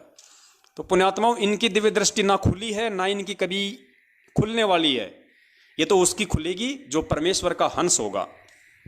तो यहां परमेश्वर की वाणी साफ साफ कह रही है कि अगर तू मर्यादा में रहेगा बेटा, और अगर अपने गुरु को परमात्मा मान लेगा, तो मैं तेरी दिव्य दृष्टि, मैं तेरी वो सोचन शक्ति, मैं तेरी सतनाम में ही खोल दूंगा। सार नाम तो बहुत दूर की बात है। सुनिए परमेश्वर के मुख कमल से। हाड चाम लहू ना मेरे, कोई जाने सतनाम उपासी, तारण तरण अभय पद दाता मैं हूँ कबीर अविनाशी। अब इस वाणी के बाद में पुण्यात्माओं कुछ भी बाकी नहीं रह जाता है कि ना तो किसी प्रकार की कोई कमी इन मंत्रों में है, ना किसी प्रकार की कोई कमी हमारे पूज्य सतगुरु देव जी में है। यदि किसी प्रकार की कोई कमी है और किसी में है तो हम आत्माओं में है, हमारे अंतःकरण में जमा उस मैल में है, और हमारी उस नादान सोच में है जो हम काल एजेंटों के बहकाव में आके, या उन लोगों को गुरु जी का भाई समझ के, बेटा बेटी समझ के, रिश्तेदार जवाई समझ के, या बहुत पुराना भगत समझ के, या जिले का कोऑर्डिनेटर समझ के, नामदान संचालक समझ के, हम अपनी नादानी और मंद बुद्धि के चलते उसके ऊपर फिदा हो जाते हैं। और जैसा वो महामूर्ख व्यक्ति हमें कहता है, हम गुरु ज्ञान को आधार ना बना के उसके अनुसार वैसा ही करते रहते हैं। तो ना तो हमारी दिव्य दृष्टि कभी जिंदगी में खुलने वाली है, और ना कभी परमेश्वर हमारे अंतःकरण रूप में, शब्द रूप में आके बैठेंगे। तो इसलिए हमने हर स्थिति में गुरु ज्ञान को आधार बनाना और अपने गुरु को ही परमेश्वर के रूप में लेके चलना है, क्योंकि साक्षात परमेश्वर ही गुरु या सतगुरु की भूमिका करता है, अन्य कोई नहीं कर सकता। आगे आपको सत्संगों में परमात्मा के मुख कमल से सुनाएंगे। अभी आगे चलते हैं, आदरणीय नामदेव जी और क्या कह रहे हैं अपने इस शब्द में। शब्द शब्द भया उजियारा, सतगुरु भेद बताया। शब्द ही शब्द भया उजियारा, सतगुरु भेद बताया। अपने को आपे मैं पाया, ना कहीं गया न आया। साधो सारे शब्द मोहे पाया। एजी साधो सारे शब्द मोहे पाया। कलह कल्पना मन की मिट गियो भय, और कर्म नसाया। साधो सारे शब्द मोहे पाया। अब आगे क्या कह रहे हैं नामदेव जी? शब्द शब्द भया उजियारा, सतगुरु भेद बताया। अब पुण्यात्माओं, शब्द शब्द भया उजियारा, सतगुरु भेद बताया। कौन से शब्द से कौन से शब्द का टकराव हुआ जब वो उजाला हुआ, उजियारा हुआ, वो प्रकाश हुआ। कौन सा प्रकाश? ज्ञान रूपी प्रकाश, जिससे कि मुझे पहचान हुई कि मेरा गुरु ही परमात्मा है। तो शब्द ही शब्द भैया उजियारा, कौन से शब्द से कौन से शब्द का उजियारा हुआ, ये आपको थोड़ा सा आगे चल के परमपिता परमेश्वर के आशीर्वाद से आपको समझाएंगे। क्योंकि एक मालिक का छोटा सा एक सत्संग है जिसमें गुरुदेव ने कहा है कि बच्चों, जब तुम अपनी नादानी के चलते इस काल भगवान के चक्कर में पड़ के सतलोक से नीचे आने लगे, तो उस समय उस कबीर परमात्मा ने तुम्हें जाते जाते ये कहा कि बच्चों, ठीक है तुम अपनी नादानी के चलते यहाँ से जा रहे हो, लेकिन जाते जाते ये सार नाम, ये सार शब्द जो मैं तुम्हें अब दूंगा, तुम इसको ध्यान रखना, और ये सार शब्द को तुम कभी भूलना मत। अगर तुम इस सार शब्द को कभी नहीं भूलोगे और अगर तुम मुझे याद कर लोगे, तो मैं उसी समय तुम्हें लेने के लिए वापस आ जाऊंगा। फिर गुरुजी ने बताया कि सबसे पहले उस काल भगवान ने उस सार शब्द ही बुलाया। अब चलो, मानव शरीर में है तब तक तो ध्यान रह सकता है, फिर इसने हमें दूसरी माँ के गर्भ में डाल दिया, बताओ फिर क्या ध्यान रहेगा? फिर हम बन गए गधे कुत्ते। अब गधे कुत्ते को क्या ध्यान रहे, कौन था, कहाँ था, क्या सार शब्द है? तो सबसे पहले इसने उस सार शब्द को बुलाया। कौन सा सार शब्द? जो सार शब्द इसी कबीर परमेश्वर ने, जो आज हमारा सतगुरु बन के आया हुआ है, जब हम सतलोक से प्रथम बार आए थे काल के चक्कर में, उस समय परमात्मा ने हमारे अंतःकरण में वो शब्द प्रवेश कर दिया था। हमारे को शब्द परमात्मा ने दे दिया था कि बेटा इस शब्द को तू याद रखना, इस सार शब्द को तू भूलना मत। तो जो ऑलरेडी हमारे अंतःकरण में जो सार शब्द है इस परमेश्वर का दिया हुआ, और सामने वो सतगुरु स्वयं उसी शब्द रूप में है, और जब उस परमात्मा ने मेरे अंतःकरण में बैठ के, मेरे अंतःकरण में प्रवेश करके, शब्द रूप में प्रकट होके, और जब मेरा ये सारा ये भ्रम नाश कर दिया, मेरी सारी जो जितनी भी मेरी शंकाएं थी, मेरी जो भ्रमणाएं थी, जो मैं गुरु और परमात्मा को दो समझ रहा था, परमेश्वर ने जो मेरा गुरु है शब्द स्वरूपी, और अंदर जो वो शब्द सार शब्द जो है मेरे पास में, उन दोनों को परमेश्वर ने एक कर दिया। यानी वो शब्द स्वरूपी गुरु शब्द रूप में मेरे अंतःकरण वाले जो शब्द रूप था उसमें आके बैठ गया, और परमेश्वर ने मुझे दिखा दिया कि बेटा देख, उस सार शब्द में जो तुझे परमात्मा ने दिया था सतलोक से चलते समय, और मैं वही शब्द हूं, और वो दोनों शब्द एक मिले, उनमें कोई भिन्नता नहीं, किसी प्रकार का कोई अंतर नहीं। तो उस भगत को दृढ़ विश्वास हो गया कि यही मेरा परमेश्वर है, यही मेरा सतगुरु है, यही मेरा कबीर परमात्मा है, यही मेरा सब कुछ है। उसके बाद फिर वो भगत क्या सोचेगा आगे कि ना कहीं गया ना कहीं आया, अपने में आपे को पाया। सुनना आगे, देखा ना, शब्द हैं शब्द भया उजियारा, वो दोनों शब्द आपस में मिल गए, मुझे पहचान हो गई। सतगुरु भेद बताया, ये भेद किसने बताया? सतगुरु ने बताया मुझे। उस कबीर परमेश्वर ने जो मेरे सतगुरु के रूप में है, उसने मुझे ये भेद बताया, उसने मुझे अपने से अपने का मिलन करवाया। तो शब्द हैं शब्द भया उजियारा, सतगुरु भेद बताया।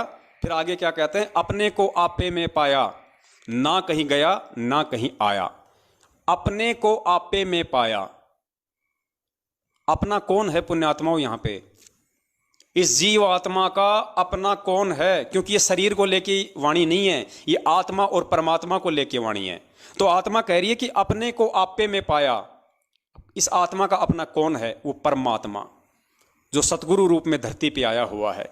तो आत्मा कह रही है कि मैंने अपने को आपे में पाया, मेरे अपने कबीर परमेश्वर को, मेरे अपने परमात्मा को, जो इस आत्मा का पति है, उसको मैंने आपे में पाया। आपे में यानी अपने अंदर पाया। यानी जब सतगुरु ने लखाव करवा दिया मुझे कि बेटा जो शब्द मैंने तुझे सतलोक से चलते समय दिया था, आज देख उसी शब्द रूप में मैं तेरे गुरु के रूप में प्रकट हूं। तो परमेश्वर ने वो लखाव करवा दिया, अपनी पहचान करवा दी। फिर नामदेव जी कह रहे हैं, जब उनको ये लखाव हुआ अपने सतगुरु के माध्यम से कि सतगुरु भेद बताया, फिर नामदेव जी कह रहे हैं कि अपने को आपे में पाया। यानी उस शब्द स्वरूपी गुरु को, शब्द स्वरूपी परमेश्वर को, उस मेरे आत्मा के पति परमात्मा को अपने को आपे में पाया, मेरे अंतःकरण में बैठा हुआ पाया, मेरे हृदय कमल में बैठा हुआ पाया, ना कहीं गया ना कहीं आया। उसके बाद मेरी सारी भ्रमणा मिट गई, ना मुझे कहीं आना ना मुझे कहीं जाना, और मुझे ये निश्चय हो गया कि अब मेरा मोक्ष निश्चित है, क्योंकि परमेश्वर ने अब मेरा पोंचा पकड़ लिया। तो ये है पुण्यात्माओं सार शब्द का लखाव, ये है सार शब्द का प्रकट होना। सार शब्द कोई जाप करने का कोई मंत्र नहीं है, राम राम राम राम श्याम श्याम श्याम श्याम जो भी ये लोग देंगे रोहतक में, ये है शब्द की प्रक्रिया। अरे भक्ति मार्ग का मूल कौन है? भक्ति मार्ग का मूल है सतगुरु। और सतगुरु का तुम जन्मदिन मना रहे हो तो तुम्हें लाख जन्म भी वो शब्द नहीं मिलेगा, लाख जन्म भी तुम्हें परमात्मा नहीं मिलेगा, भले तुम्हारी आंखों के सामने आया हुआ है। तो भक्ति का मूल, भक्ति का आधार, भक्ति की नींव केवल सतगुरु है, क्योंकि सतगुरु से ही भक्ति शुरू होती है। परमात्मा कहते हैं सतगुरु आदि अनादि है, सतगुरु मध्य है मूल, सतगुरु को सिजदा करूं एक पलक नहीं भूल। तो सतगुरु इस भक्ति का मूल है, इस भक्ति का मध्य भी सतगुरु है। सतगुरु आदि से भी था, सतगुरु अनादि भी है। हम रोज नित्य नियम में पढ़ते हैं, सतगुरु आदि अनादि है, सतगुरु मध्य है मूल, सतगुरु को सिजदा करूं एक पलक नहीं भूल। सतगुरु पूर्ण ब्रह्म हैं, सतगुरु आप अलेख, और सतगुरु रमता राम है, इसमें मीन न मेख। इसमें जरा भी संशय नहीं है कि सतगुरु ही पूर्ण परमात्मा है, सतगुरु ही पूर्ण ब्रह्म है। इसलिए नामदेव जी कह रहे हैं कि अपने को आपे में पाया, कि जब मेरे को इतना विश्वास हो गया तो परमेश्वर ने मुझे अपना दर्शन करवाया, अपना शब्द रूपी वो दर्शन करवाया। और फिर मैंने अपने को आपे में पाया कि मेरा परमात्मा तो मेरे अंदर है, मेरे परमात्मा तो सदा मेरे पास में है, मेरे साथ में 24 घंटे वो शब्द रूप में है, मेरे इर्द गिर्द है, सदा मेरा साथी है वो। तो अपने को आपे में पाया, फिर ना कहीं गया ना कहीं आया। अरे जब भगवान ही मिल गया मुझे तो ना कहीं आने की जरूरत ना कहीं जाने की जरूरत। बाकी जब तक ये श्वासें परमात्मा ने दे रखी है तब तक मैं इस पृथ्वीलोक पे हूं, एक डमी की तरह, एक खाली खोखा है। जिस दिन मेरी श्वासें पूरी हो जाएंगी मैं सीधा अपने परमेश्वर के साथ में सतलोक जाऊंगा। तो पुण्यात्माओं, ये है सार शब्द का लखाव, सार शब्द का प्रकट होना। और ये तभी प्रकट होगा जब आप अपने गुरु को परमेश्वर मानोगे। जब तक आप गुरु और परमात्मा दोनों को दो मानते रहोगे तो परमात्मा कहते हैं गुरु गोविंद दो नहीं भाई, और जो दो समझे वो दो जग जाई, वो नरक में जाएगा जो गुरु और परमात्मा को दो समझता है। और परमात्मा कहते हैं गुरु गोविंद कर जानियो रहिए शब्द समाए, मिले तो दंडवत बंदगी नहीं तो पल पल ध्यान लगाए। इतनी वाणियां परमेश्वर ने अपने ऊपर बोल रखी हैं कि सतगुरु स्वयं ही परमात्मा होता है, सतगुरु के अलावा दूसरा कोई भगवान नहीं होता है। तो आगे चलिए, आगे इसमें क्या बताया जा रहा है और वाणी में। हाँ, अब सुनिए वो वाणी परमेश्वर की। जब हम सतलोक से आए थे तो परमात्मा ने हमें सार शब्द दे दिया था, लेकिन हम उसको भूल चुके हैं। सुनिए गुरुदेव के मुख कमल से। सहजदास जोगजीत रूप में परमात्मा ने पहले, सबसे पहले दुर्गा को उसको पेट से निकाला और फिर कहा कि ज्योति निरंजन आदेश सुन ले, आज से तेरा नाम काल होगा। 1 लाख मानव शरीरधारी प्राणियों की गंध तू रोज खाया करेगा, 1.25 लाख उत्पत्ति करेगा। आज से तुझे यहाँ से देश निकाला दिया जाता है, तुम दोनों 21 ब्रह्मांड लेकर यहाँ से चले जाइए। अब ज्योति निरंजन ने बहुत प्रार्थना की, मेरे से गलती होगी, माफ कीजिए। परमात्मा बोले अब तेरा जो दोष है माफ करने योग्य नहीं है, और न ही इस प्रकृति देवी का दोष माफ करने योग्य है। अब जाओ, पहले धक्के खाओ, वहां तुम खूब ये सारे तंग हो लेंगे, कुत्ते गधे सुअर बनकर, गंदी नाली के कीड़े बनकर। वहां जब कति ब्रान मट्टी हो लेगी, जब आऊंगा तुम्हारे पास, जब पूछूंगा तुम कितने सुखी हो बेटा यहाँ पर, फिर ये ज्ञान सुनाऊंगा तुम कैसे फंसे, और तब तुम समझ सकोगे। लेकिन एक दयालु परमात्मा ने, पुण्यात्माओं कितना बड़ा संकेत है। गुरुजी कह रहे हैं कि परमात्मा ने कहा उस समय कि भाई जाओ, आज तो तुम मेरी नहीं मान रहे, लेकिन अब तुम इसके साथ में जाओ। और जब तुम वहां पे कति कंडम हो लोगे, गधे बन लोगे, असंख्य बार तुम कुत्ते बन लोगे, सुअर बन लोगे, गंदी नाली के कीड़े बन लोगे, हर तरीके से दुखी हो जाओगे, गुरुदेव कहते हैं तब आऊंगा मैं तुम्हें ज्ञान देकर समझाने के लिए। तो आज हमें ज्ञान देकर कौन समझा रहा है? अब वो परमात्मा डायरेक्ट वे में नहीं कहेगा कि भाई मैं ही कबीर परमात्मा हूं। अब ये संकेत हैं, ये इशारे हैं, इन्हीं से हमने समझना पड़ेगा कि आज हमारे सतगुरु रूप में धरती पे कौन है। अब आगे देखिए, परमेश्वर कह रहे हैं कि बच्चों तुम जा तो रहे हो, लेकिन ये सार शब्द ले जाओ, ये सार नाम ले जाओ, और इसको तुम भूलना मत। लेकिन एक दयालु परमात्मा ने, जब हम इसके साथ आने लगे थे, ये विचार करना। यह परमेश्वर कह रहे हैं कि ये विचार करना, ये सामान्य सत्संग नहीं है पुण्यात्मा, बहुत बड़ा इशारा है कि सार शब्द बच्चों तुम्हारे पास में ही है, कहीं नहीं है, तुम्हारे अंदर ही वो शब्द है, तुम्हारे पास में ही वो शब्द है। सिर्फ तुम्हें उसकी मैं पहचान करवाऊंगा उस समय पे जब तुम उसकी पहचान करने के लायक हो जाओगे। लेकिन एक दयालु परमात्मा ने, जब हम इसके साथ आने लगे थे, ये विचार करना, जब हम इसकी तरफ आने लगे और बहुत आसक्ति हमारी इसमें होगी, तो परमात्मा ने एक बात कही थी कि बच्चों ठीक है, तुम अपने पैर पर कुहाड़ा मार रहे हो और इसके साथ जा रहे हो, परंतु इस सार नाम को याद रखना, इस सार शब्द को याद रखना। वो नाम बताया था प्रभु ने हमारे को, इसको मत भूलना, इसके द्वारा तुम मुझे याद करना, मैं तुम्हें वहां से छुटा लाऊंगा। अब काल भगवान ने सबसे पहले यहाँ आते ही वो सार नाम कति समाप्त कर दिया, वो सार ज्ञान ही नष्ट कर दिया कि कहीं इनको सार नाम याद ना रह जाए, और हमारे ऊपर ऐसा आवरण डाल दिया कि हमने 1 हफ्ता पहले की बात भी याद ना रहती, सतलोक की बातें याद कहाँ रहती। इस शरीर में, ऐसे शरीर में हमें बंद कर दिया। तो पुण्यात्माओं, ये है इसका निष्कर्ष जो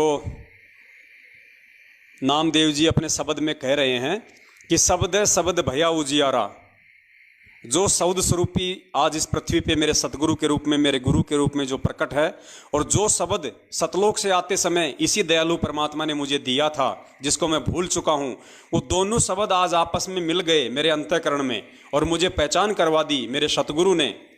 सतगुरु भेद बताया, शब्द है शब्द भया उजियारा। सतगुरु भेद बताया, अपने को आपे में पाया, अपने को आपे में पाया कि मैं जिसे मेरा सतगुरु समझ रहा था, जिसे मैं अपना खाली गुरु समझ रहा था कि ये तो खाली जो है मतलब सत्संग करने वाले हैं, ये तो उस कबीर परमात्मा के भेजे हुए हैं, जिनको मैं ये समझ रहा था, अब मुझे सतगुरु ज्ञान से जब सतगुरु ने मुझे भेद बताया तब मुझे मालूम पड़ा कि अपने को आपे में पाया कि ये तो मेरा वही कबीर परमात्मा है, वही शब्द स्वरूपी राम है जो ऑलरेडी मेरे इस घट में सदा सदा से ही बैठा हुआ है, सदा सदा से मेरी आत्मा में जो समाया हुआ है।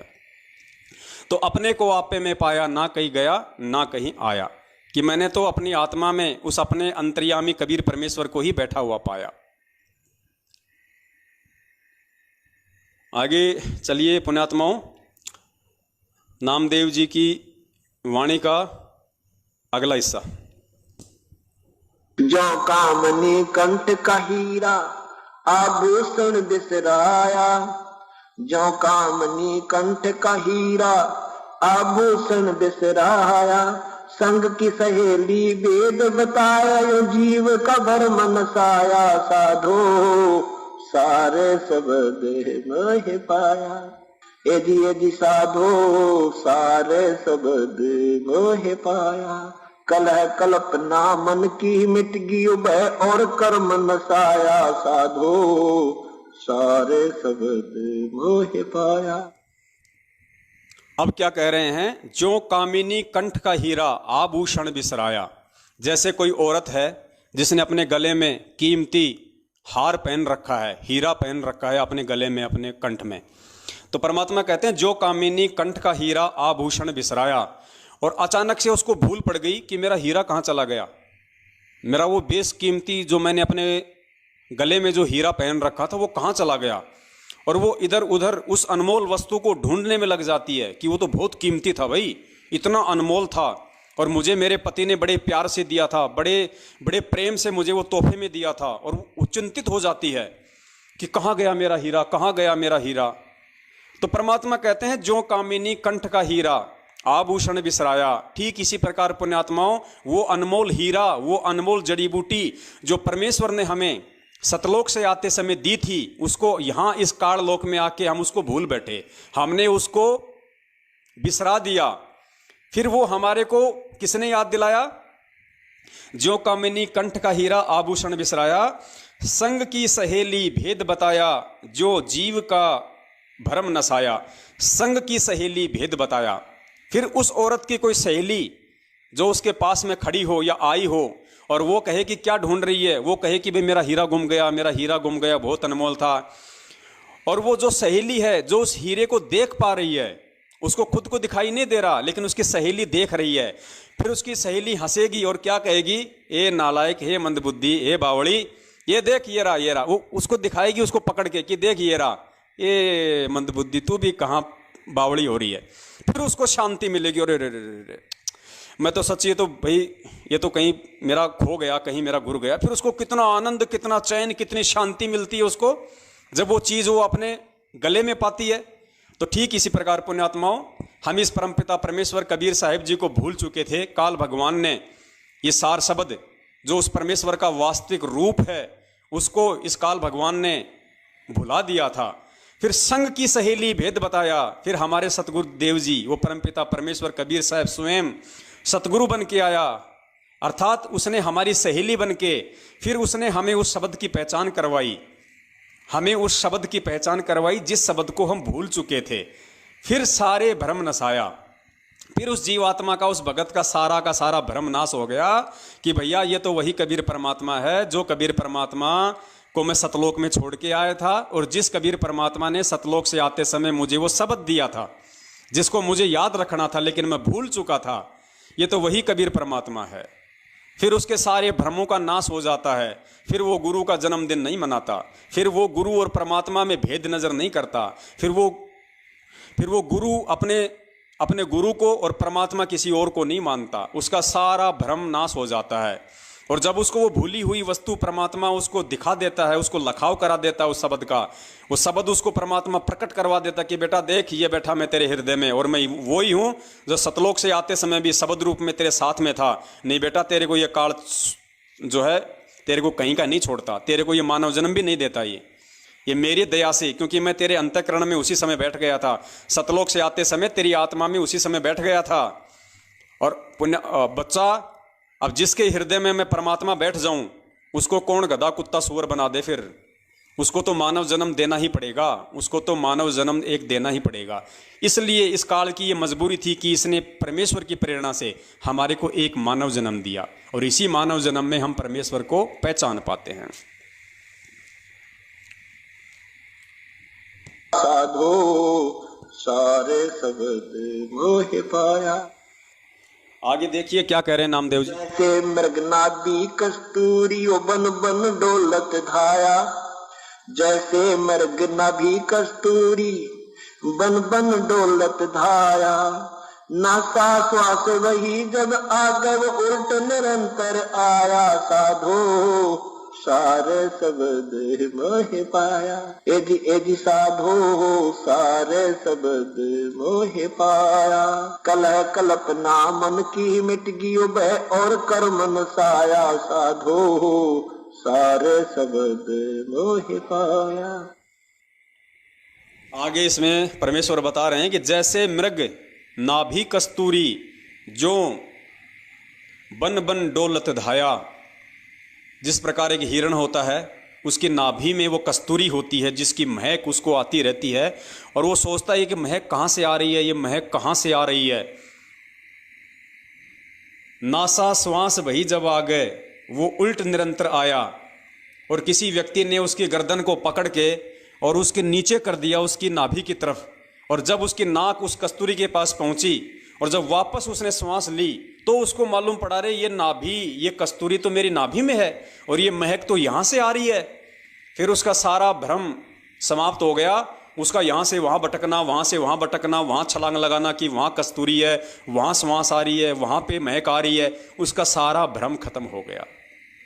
तो पुण्यात्माओं, इसी प्रकार जैसे वो हिरण उस कस्तूरी की खोज में दर दर भटक रहा है, तो ये उदाहरण उस हिरण की जगह मान लो अपने आप को, और हम उस परमात्मा, उस कस्तूरी की फिराक में कि परमात्मा कहाँ मिलेगा, परमात्मा कहाँ है, हम दर दर हम भटक रहे थे। तो सतगुरुदेव जी ने आके हमें वो भेद बता दिया, हमें वो सार बता दिया। परमात्मा ने हमें अपनी पहचान करवा दी कि बेटा देख, तेरी कस्तूरी तेरे अंदर ही है और कहीं नहीं है, तू कहीं मत भटक। तो परमात्मा ने हमें वो लखाव करा दिया, परमात्मा ने वो प्रकट कर दी कि बेटा देख, ये बैठा मैं तेरे हृदय में, तेरे अंतःकरण में, और मैं खुद ही वो कबीर परमात्मा हूँ जो सतगुरु रूप में तेरे को ज्ञान समझाने के लिए, इस काललोक से मुक्त करवाने के लिए आया हुआ हूँ। तो उसके बाद उस ज्ञानी भगत का भ्रमणा भटकना कि भाई फिर उसका सब खत्म हो गया। फिर वो कोई कबीर जी का प्रकट दिवस नहीं मनाएगा, वो दोगला आचरण नहीं करेगा, वो अपने गुरु को ही कबीर परमेश्वर मान के वो गुरु का ही प्रकट दिवस मनाएगा। वो उसके बाद उस मृग की तरह उछलता हुआ नहीं फिरेगा कि जून के महीने में तो कबीर जी का प्रकट दिवस मना लो, हैं, फिर 17 फरवरी को बौद्ध दिवस मना लो, फिर गरीबदास जी महाराज जी का बौद्ध दिवस मनाओ, फिर कबीर परमात्मा सतलोक से गए थे वो दिन मनाओ, अब 8 सितंबर को गुरु जी का जन्मदिन मनाओ। फिर वो भगत उस हिरण की तरह झटके मारता हुआ नहीं फिरेगा, क्योंकि सतगुरु ने उसकी गर्दन पकड़ के और उसकी दिव्य दृष्टि उसके अंतःकरण में झोंक दी कि बेटा देख, वो जो शौद स्वरूपी राम जो तेरे अंतःकरण में बैठा हुआ है, और बाहर देख, मैं वही कबीर परमात्मा हूं। फिर वो मृग की तरह नहीं भगेगा कहीं भी, फिर वो अपने बस उस कस्तूरी की महक को लेता रहेगा, बस फिर वो अपने गुरुदेव के चरणों में लगा रहेगा। गुरुदेव के अतिरिक्त कहीं उसका ध्यान ना जाएगा, ना भटकेगा, ना गुरुदेव के अतिरिक्त वो किसी कागज की फोटो का कबीर प्रकट दिवस मनाएगा, ना किसी गरीबदास जी महाराज जी का बौद्ध दिवस मनाएगा, ना अपने गुरु का बौद्ध दिवस मनाएगा। जब उसको पता चल जाएगा कि गुरु स्वयं परमात्मा है, तो परमात्मा को कौन बोध करवाएगा, परमात्मा को ज्ञान करवाने वाला कौन है। भाई मुझे नरक में थोड़ी जाना है अपने गुरु का बौद्ध दिवस मना के 17 फरवरी को। अरे जो जिसको मैं जगत गुरु कहता हूं, जगत गुरु संत रामपाल जी महाराज, तो जगत गुरु कौन होता है? जो पूरे जगत को ज्ञान देता है। अब जो जगत गुरु है उसको कौन ज्ञान देगा भैया? उसको कौन बोध करवाएगा? ऐसे जगत गुरु का बोध दिवस मना के मुझे नरक में थोड़ी जाना है। नासा श्वास भई जब आगे वो उल्ट निरंतर आया, एजी एजी साधो शार शब्द मोहे पाया। आगे देखिए, कहा कहूँ उस सुख की ही महिमा जो गूंगे गुड़ खाया। क्या कहूँ उस सुख की ही महिमा जो गूंगे गुड़ खाया। नाम देव कै गुरु कृपा से वो जो काटो दर्शाया। साधो सारे शब्द मोहे पाया। एजी साधो सारे शब्द मोहे पाया। अब ये लास्ट था, इसमें परमेश्वर हमें समझा रहे हैं, का कहूँ उस सुख की महिमा जो गूंगे गुड़ खाया। कौन सा सुख? नामदेव जी कह रहे हैं कि जब मैंने अपने गुरु को ही पहचान लिया, समझ लिया उनकी मेहर से, उन्होंने मुझे जो भेद बताया उस शब्द का, उसके बाद जब मैंने पहचान लिया कि मेरा गुरु ही स्वयं मेरा इष्ट है, मेरा परमात्मा है, तो नामदेव जी कह रहे हैं कि का कहूँ उस सुख की महिमा जो गूंगे गुड़ खाया। जैसे गूंगा आदमी हो और उसने कहीं से एक गुड़ की डली खा ली हो और गुड़ उसको मीठा लगा, अब वो किसी को बता नहीं सकता कि गुड़ कितना मीठा है, गुड़ कितना स्वादिष्ट लग रहा है मेरे को। वो महसूस कर सकता है उस चीज़ को, दूसरे को वो नहीं बता सकता। और बताने की कोशिश अगर ऐ करके करेगा तो दूसरा कोई समझेगा नहीं। तो ठीक इसी प्रकार पुण्यात्माओं, आप और हम आत्माएं अपने परम पूज्य सतगुरु रामपाल जी महाराज जी को पहचान के, उनको समझ के, जो हमने उनका प्रगट दिवस मनाना शुरू किया है, और प्रगट दिवस मनाते हुए हमें जो आत्मिक शांति का जो अनुभव होता है, जो हमें महसूस होती है, हमारे को जो धैर्य संतोष जो हमारे अंदर उत्पन्न हो चुका है, हम निसंशय हो चुके हैं, हमें किसी प्रकार का कोई भय नहीं रहा, ना 84 लाख योनियों में जाने का, ना गधे कुत्ते सुअर बनने का, ना इस काल लोक में अन्य योनियां प्राप्त करके धक्के खाने का। वो सुख हम केवल वही आत्माएं महसूस कर सकती हैं जो सतगुरु का प्रगट दिवस मनाना शुरू कर चुकी हैं, जिन्होंने अपनी आत्मा का एक पति चुन लिया, जिन्होंने अपनी आत्मा के 2 पति चुन रखे हैं, एक तो कबीर जी के कागज की फोटो को, दूसरा संत रामपाल जी महाराज जी को। उनको कभी भी वो सुख चैन नहीं हो सकता, उनमें कभी भी वो अंतःकरण में शांति पैदा नहीं हो सकती, वो हमेशा डामाडोल रहेंगे। तो यह नामदेव जी कह रहे कि का कहूँ उस सुख की महिमा जो गूंगे गुड़ खाया। नामदेव कहे गुरु कृपा से वो जो का त्यों दर्शाया। नामदेव जी कह रहे हैं कि सतगुरुदेव जी की दया से, उनकी कृपा से मैंने उस कबीर परमेश्वर को अपने अंतःकरण में ज्यों का त्यों बैठा पाया। किससे? गुरु कृपा से, यानी सतगुरु ने मुझे वो भेद बताया, सतगुरु ने मुझे वो लखाव कराया, तो मैंने अपने उस कबीर परमेश्वर को अपने अंतःकरण में ज्यों का त्यों पाया, ज्यों का ज्यों मुझे वो दर्शाया, मुझे दिखाई दिया वो परमात्मा कि ये तो दोनों एक ही है, जो मेरे अंतःकरण में बैठा हुआ है शब्द रूप में, और जो देही रूप में मेरे सामने है, जो ज्ञान समझाने के लिए जिनको देह धारण करनी पड़ी, जो मेरे गुरु हैं, ये तो दोनों एक ही हैं। तो नामदेव जी कह रहे हैं, नामदेव कहे गुरु कृपा से वो ज्यों का त्यों दर्शाया। वो ऐसा का ऐसा स्पष्ट रूप से मुझे दिखाई दिया कि भाई ये दोनों तो एक ही हैं, कोई दूसरा नहीं है। ये जी साधो सार शब्द मोहे पाया। फिर आगे परमात्मा अपनी वाणी में कह रहे हैं, देही को सतगुरु कहे यो तो धुंधर ज्ञान। देही को सतगुरु कहें ये सब धुंधर ज्ञान, यानी ये बॉडी जो ऊपर है, इसके नीचे एक और बॉडी है, सूक्ष्म शरीर। वो सूक्ष्म शरीर के अंदर हम जो भी साधना करते हैं, उससे वो सूक्ष्म शरीर चार्ज होता है। और जो गुरु पद पर होते हैं, सतगुरु होते हैं, तो जो अंदर जो शरीर है उसमें उनकी शक्ति होती है। ऊपर के शरीर को तो ऐसा समझो जैसे सर्प कांचुली छोड़ जाता है, ये ऊपर की कांचुली है, अंदर वो सर्प अलग था। तो ये ऊपर जो बॉडी सूक्ष्म आपको दिखाई दी है, जो माता पिता से हमें प्राप्त हुआ है, ये तो एक कांचुली समझ लो सर्प वाली। और इसके अंदर ओरिजिनल शरीर है, वो है सतगुरु। और उस शरीर में वो शक्ति युक्त है। ऊपर से चाहे उसका 5 तत्वों का बॉडी कैसा ही लगता हो आपको, चाहे पुराना हो, टूटा फूटा हो, काला हो, पीला हो, सफेद हो, लेकिन अंदर जो वस्तु है वो है सतगुरु। जो इस बॉडी के अंदर है। देही को सतगुरु कहे ये सब धुंधर ज्ञान, चार दाग आता नहीं वाको सतगुरु जान। तो परमात्मा कहते हैं देही को सतगुरु कहे वाको धुंधर ज्ञान, चार दाग आवे नहीं वाको सतगुरु जान। परमात्मा कह रहे हैं कि तुम्हारे को जो ये मेरा शरीर दिखाई दे रहा है इसके अंदर है वो असली सतगुरु, यानी वो शब्द रूप परमात्मा का, परमात्मा की शक्ति, परमात्मा की पावर। इस जो ये शरीर दिखाई दे रहा है हमें, इसके अंदर है वो वास्तविक। तो वो है हमारा असली सतगुरु, उसको कहते हैं शब्द गुरु, शब्द स्वरूपी राम। तो उसको जो पहचान लेगा इस देही के अंदर, यानी अपने गुरु को जो शब्द रूप में पहचान लेगा, पुण्यात्माओं सतगुरु की शब्द रूप में पहचान करना ही सार शब्द प्राप्त करना है, सार शब्द की जानकारी प्राप्त होना है। क्योंकि परमात्मा स्वयं ही सतगुरु रूप धारण करके पृथ्वी पे आते हैं। अब ये दो छोटे छोटे सत्संग है, आप जी सुनिए परमात्मा के, जिसमें पूज्य गुरुदेव संत रामपाल जी महाराज जी ने स्पष्ट कर दिया है कि वे कौन हैं। स्वयं कबीर परमात्मा है या आप और हमारी तरह मानुष हैं। गुरु बड़े गोविंद से मन में दिख विचार, हरि सुमरे वो रह गए भाई गुरु सुमरे हो पार। कबीर गुरु गोविंद दोनों खड़े काके लागू पाए, बलिहारी गुरु अपना जिन गोविंद दियो मिलाए। कबीर परमेश्वर जी अपनी प्यारी आत्माओं को यथार्थ ज्ञान देने के लिए वे स्वयं ही आते हैं।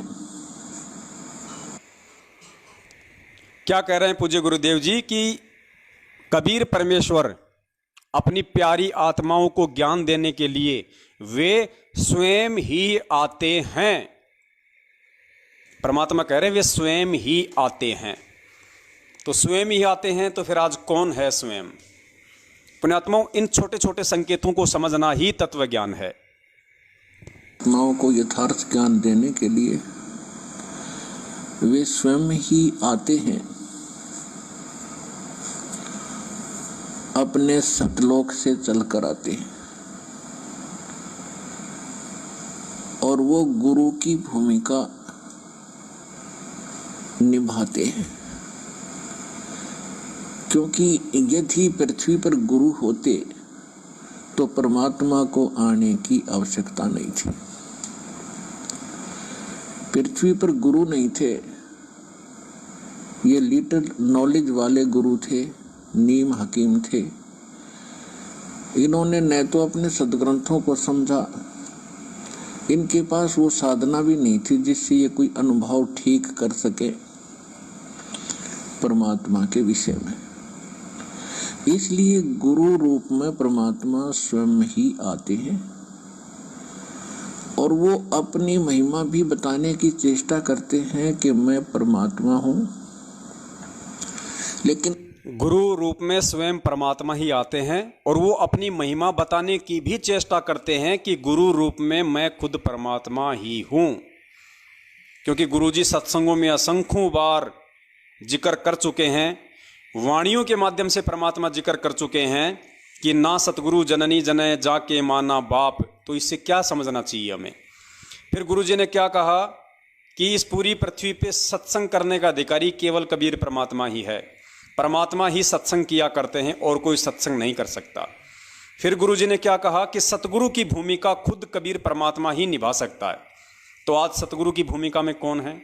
फिर गुरुजी ने कहा कि तत्वदर्शी संत की भूमिका स्वयं वो परमात्मा ही कर सकता है। तो आज तत्वदर्शी संत की भूमिका कौन कर रहे हैं?